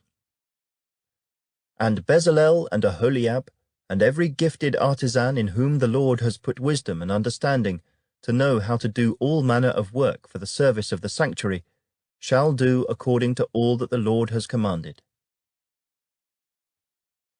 Then Moses called Bezalel and Aholiab, and every gifted artisan in whose heart the Lord had put wisdom, every one whose heart was stirred, to come and do the work. And they received from Moses all the offering which the children of Israel had brought for the work of the service of making the sanctuary. So they continued bringing to him free will offerings every morning. Then all the craftsmen who were doing all the work of the sanctuary came, each from the work he was doing, and they spoke to Moses, saying, The people bring much more than enough for the service of the work which the Lord commanded us to do. So Moses gave a commandment, and they caused it to be proclaimed throughout the camp, saying, Let neither man nor woman do any more work for the offering of the sanctuary.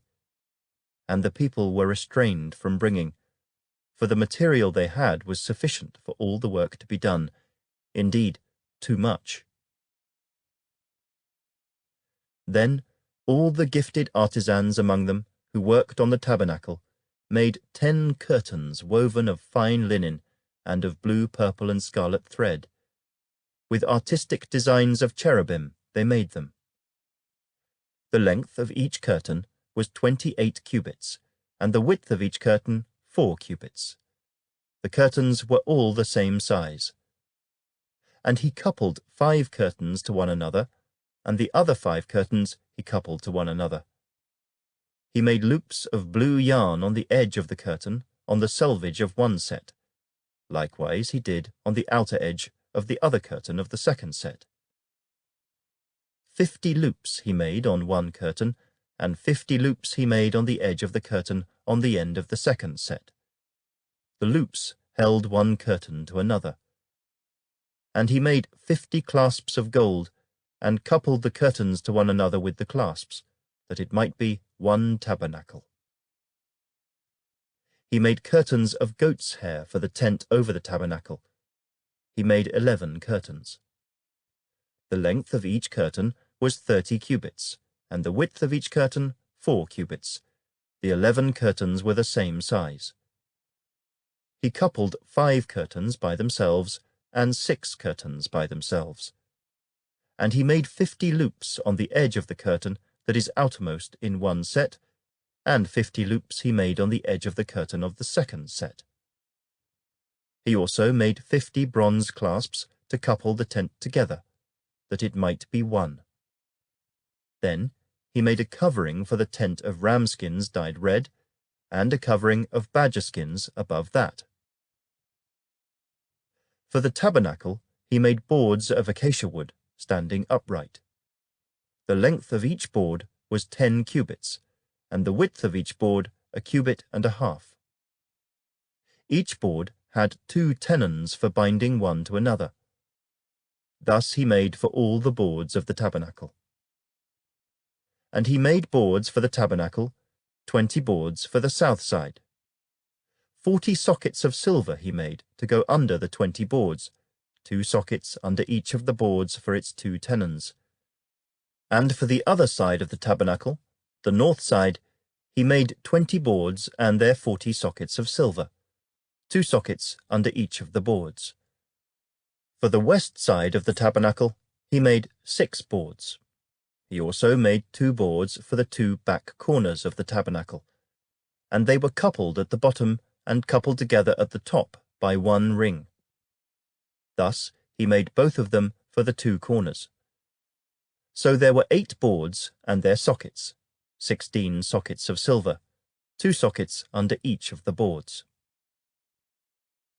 And he made bars of acacia wood, 5 for the boards on one side of the tabernacle, 5 bars for the boards on the other side of the tabernacle, and 5 bars for the boards of the tabernacle on the far side westward. And he made the middle bar to pass through the boards from one end to the other. He overlaid the boards with gold, made their rings of gold to be holders for the bars, and overlaid the bars with gold. And he made a veil of blue, purple, and scarlet thread and fine woven linen. It was worked with an artistic design of cherubim. He made for it 4 pillars of acacia wood, and overlaid them with gold, with their hooks of gold, and he cast 4 sockets of silver for them. He also made a screen for the tabernacle door, of blue, purple, and scarlet thread, and fine woven linen, made by a weaver, and its 5 pillars with their hooks. And he overlaid their capitals and their rings with gold, but their 5 sockets were bronze.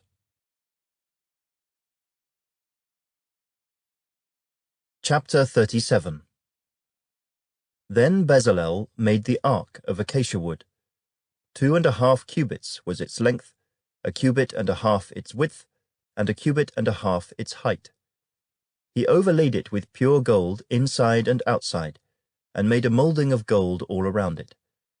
And he cast for it 4 rings of gold to be set in its 4 corners, 2 rings on one side, and 2 rings on the other side of it. He made poles of acacia wood, and overlaid them with gold. And he put the poles into the rings at the sides of the ark, to bear the ark.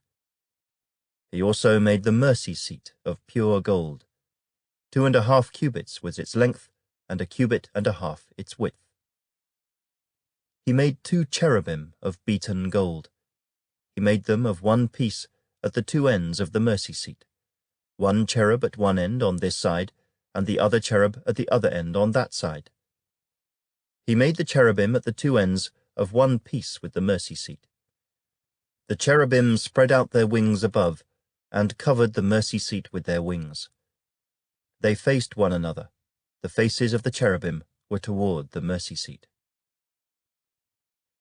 He made the table of acacia wood. 2 cubits was its length, 1 cubit its width, and 1 cubit and a half its height. And he overlaid it with pure gold, and made a moulding of gold all around it. Also he made a frame of a handbreadth all around it, and made a moulding of gold for the frame all around it. And he cast for it 4 rings of gold, and put the rings on the 4 corners that were at its 4 legs. The rings were close to the frame, as holders for the poles to bear the table. And he made the poles of acacia wood to bear the table, and overlaid them with gold. He made of pure gold the utensils which were on the table, its dishes, its cups, its bowls, and its pitchers for pouring. He also made the lampstand of pure gold. Of hammered work he made the lampstand. Its shaft, its branches, its bowls, its ornamental knobs, and its flowers were of the same piece. And 6 branches came out of its sides, 3 branches of the lampstand out of one side, and 3 branches of the lampstand out of the other side. There were 3 bowls made like almond blossoms on one branch, with an ornamental knob and a flower, and 3 bowls made like almond blossoms on the other branch, with an ornamental knob and a flower, and so for the 6 branches coming out of the lampstand. And on the lampstand itself were 4 bowls made like almond blossoms, each with its ornamental knob and flower. There was a knob under the first 2 branches of the same, a knob under the second 2 branches of the same, and a knob under the third 2 branches of the same, according to the 6 branches extending from it. Their knobs and their branches were of one piece. All of it was one hammered piece of pure gold. And he made its 7 lamps, its wick trimmers, and its trays of pure gold. Of a talent of pure gold he made it, with all its utensils. He made the incense altar of acacia wood. Its length was a cubit, and its width a cubit. It was square, and 2 cubits was its height. Its horns were of one piece with it, and he overlaid it with pure gold, its top, its sides all around, and its horns. He also made for it a moulding of gold all around it. He made 2 rings of gold for it under its moulding, by its 2 corners on both sides, as holders for the poles with which to bear it. And he made the poles of acacia wood, and overlaid them with gold. He also made the holy anointing oil, and the pure incense of sweet spices, according to the work of the perfumer. Chapter 38. He made the altar of burnt offering of acacia wood. 5 cubits was its length, and 5 cubits its width. It was square, and its height was 3 cubits. He made its horns on its 4 corners. The horns were of one piece with it. And he overlaid it with bronze. He made all the utensils for the altar, the pans, the shovels, the basins, the forks, and the firepans. All its utensils he made of bronze. And he made a grate of bronze network for the altar under its rim, midway from the bottom. He cast 4 rings for the 4 corners of the bronze grating as holders for the poles, and he made the poles of acacia wood and overlaid them with bronze. Then he put the poles into the rings on the sides of the altar with which to bear it. He made the altar hollow with boards. He made the laver of bronze and its base of bronze, from the bronze mirrors of the serving women who assembled at the door of the tabernacle of meeting. Then he made the court on the south side. The hangings of the court were of fine woven linen, 100 cubits long. There were 20 pillars for them, with 20 bronze sockets. The hooks of the pillars and their bands were silver.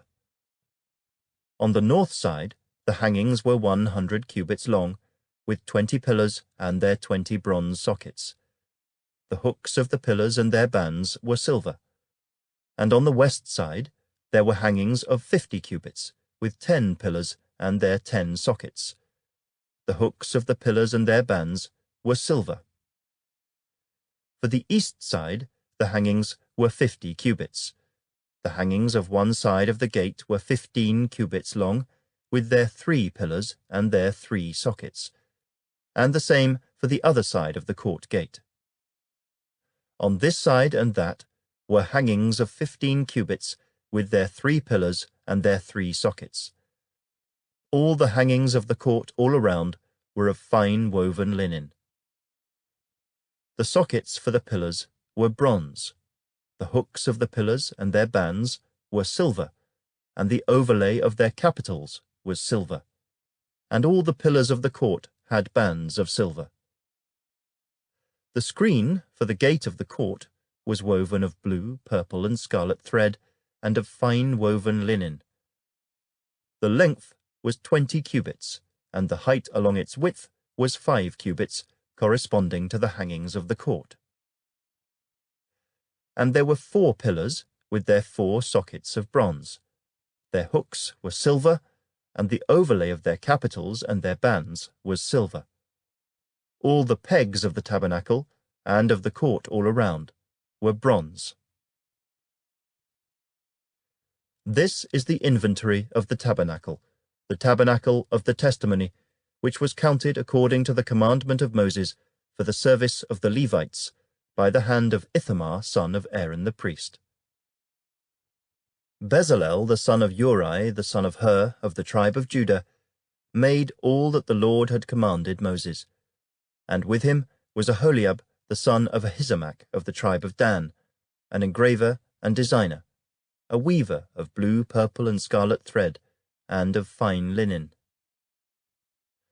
All the gold that was used in all the work of the holy place, that is, the gold of the offering, was 29 talents, and 730 shekels, according to the shekel of the sanctuary.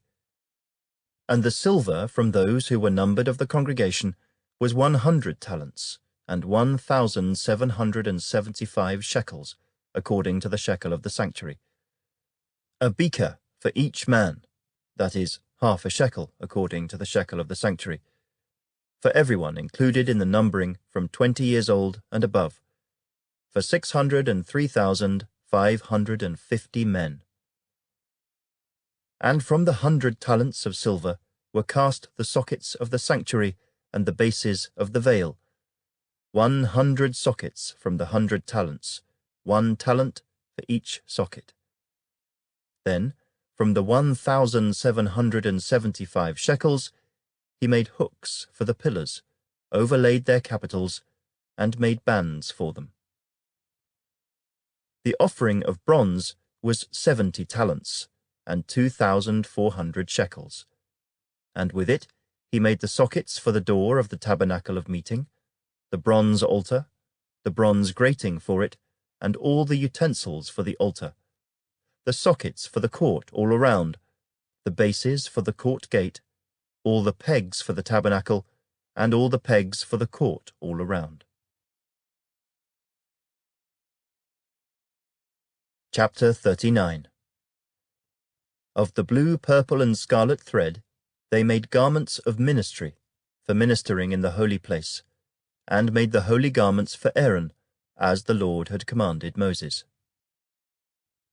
He made the ephod of gold, blue, purple, and scarlet thread, and of fine woven linen.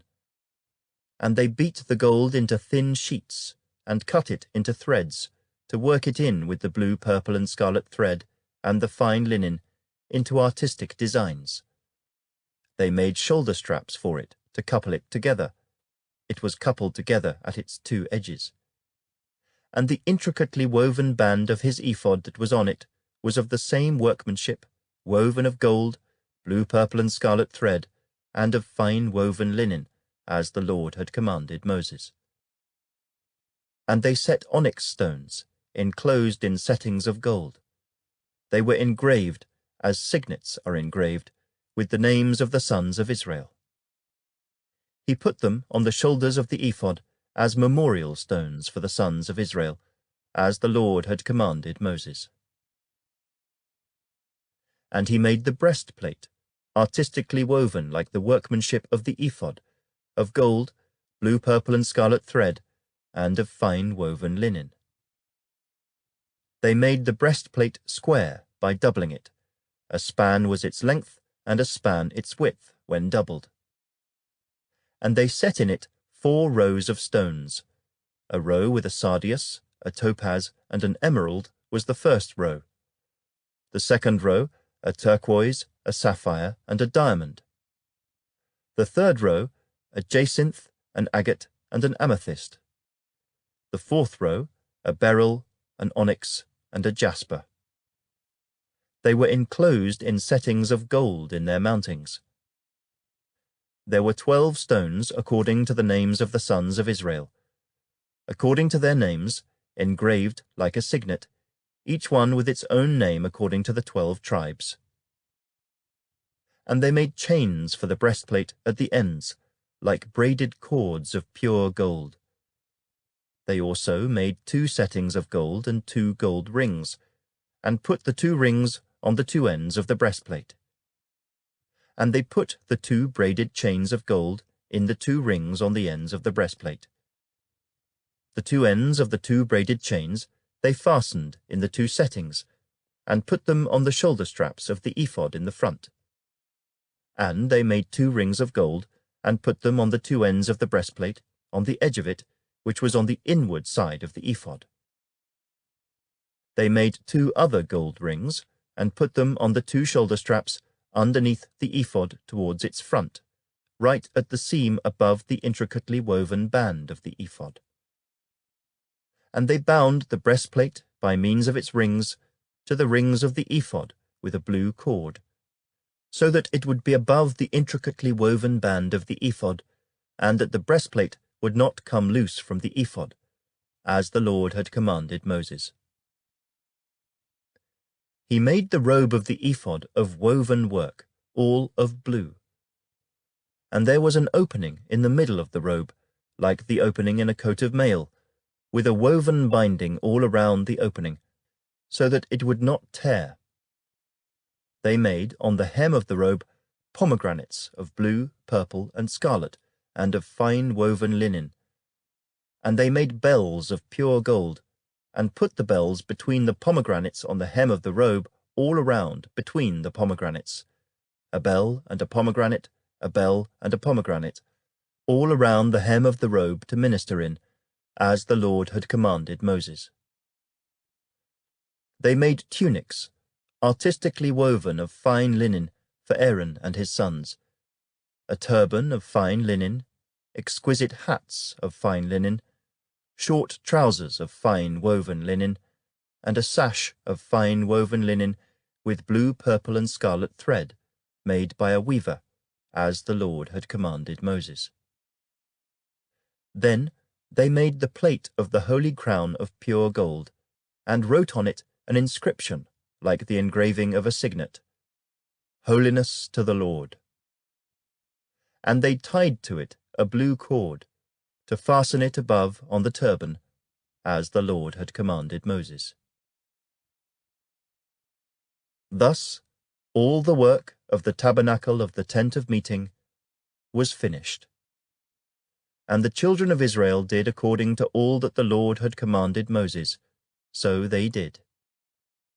And they brought the tabernacle to Moses, the tent, and all its furnishings, its clasps, its boards, its bars, its pillars, and its sockets, the covering of ram skins dyed red, the covering of badger skins, and the veil of the covering, the ark of the testimony with its poles, and the mercy seat, the table, all its utensils, and the showbread, the pure gold lampstand with its lamps, the lamps set in order, all its utensils, and the oil for light, the gold altar, the anointing oil and the sweet incense, the screen for the tabernacle door, the bronze altar, its grate of bronze, its poles and all its utensils, the laver with its base, the hangings of the court, its pillars and its sockets, the screen for the court gate, its cords and its pegs, all the utensils for the service of the tabernacle for the tent of meeting, and the garments of ministry to minister in the holy place, the holy garments for Aaron the priest, and his sons' garments to minister as priests. According to all that the Lord had commanded Moses, so the children of Israel did all the work. Then Moses looked over all the work, and indeed they had done it. As the Lord had commanded, just so they had done it. And Moses blessed them. Chapter 40. Then the Lord spoke to Moses, saying, On the 1st day of the 1st month you shall set up the tabernacle of the tent of meeting. You shall put in it the ark of the testimony, and partition off the ark with the veil. You shall bring in the table, and arrange the things that are to be set in order on it. And you shall bring in the lampstand, and light its lamps. You shall also set the altar of gold for the incense before the ark of the testimony, and put up the screen for the door of the tabernacle. Then you shall set the altar of the burnt offering before the door of the tabernacle of the tent of meeting. And you shall set the laver between the tabernacle of meeting and the altar, and put water in it. You shall set up the court all around, and hang up the screen at the court gate. And you shall take the anointing oil, and anoint the tabernacle and all that is in it. And you shall hallow it and all its utensils, and it shall be holy. You shall anoint the altar of the burnt offering and all its utensils, and consecrate the altar. The altar shall be most holy. And you shall anoint the laver and its base, and consecrate it. Then you shall bring Aaron and his sons to the door of the tabernacle of meeting, and wash them with water. You shall put the holy garments on Aaron, and anoint him and consecrate him, that he may minister to me as priest. And you shall bring his sons, and clothe them with tunics. You shall anoint them, as you anointed their father, that they may minister to me as priests. For their anointing shall surely be an everlasting priesthood throughout their generations. Thus Moses did, according to all that the Lord had commanded him, so he did. And it came to pass, in the 1st month of the 2nd year, on the 1st day of the month, that the tabernacle was raised up. So Moses raised up the tabernacle, fastened its sockets, set up its boards, put in its bars, and raised up its pillars. And he spread out the tent over the tabernacle, and put the covering of the tent on top of it, as the Lord had commanded Moses. He took the testimony and put it into the ark, inserted the poles through the rings of the ark, and put the mercy seat on top of the ark. And he brought the ark into the tabernacle, hung up the veil of the covering, and partitioned off the ark of the testimony, as the Lord had commanded Moses. He put the table in the tabernacle of meeting, on the north side of the tabernacle, outside the veil. And he set the bread in order upon it before the Lord, as the Lord had commanded Moses. He put the lampstand in the tabernacle of meeting, across from the table on the south side of the tabernacle. And he lit the lamps before the Lord, as the Lord had commanded Moses. He put the gold altar in the tabernacle of meeting in front of the veil, and he burned sweet incense on it, as the Lord had commanded Moses. He hung up the screen at the door of the tabernacle, and he put the altar of burnt offering before the door of the tabernacle of the tent of meeting, and offered upon it the burnt offering and the grain offering, as the Lord had commanded Moses. He set the laver between the tabernacle of meeting and the altar, and put water there for washing. And Moses, Aaron, and his sons would wash their hands and their feet with water from it.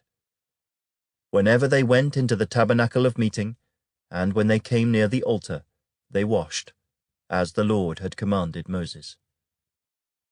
And he raised up the court all around the tabernacle and the altar, and hung up the screen of the court gate. So Moses finished the work. Then the cloud covered the tabernacle of meeting, and the glory of the Lord filled the tabernacle. And Moses was not able to enter the tabernacle of meeting, because the cloud rested above it, and the glory of the Lord filled the tabernacle. Whenever the cloud was taken up from above the tabernacle, the children of Israel would go onward in all their journeys. But if the cloud was not taken up, then they did not journey till the day that it was taken up. For the cloud of the Lord was above the tabernacle by day, and fire was over it by night, in the sight of all the house of Israel, throughout all their journeys.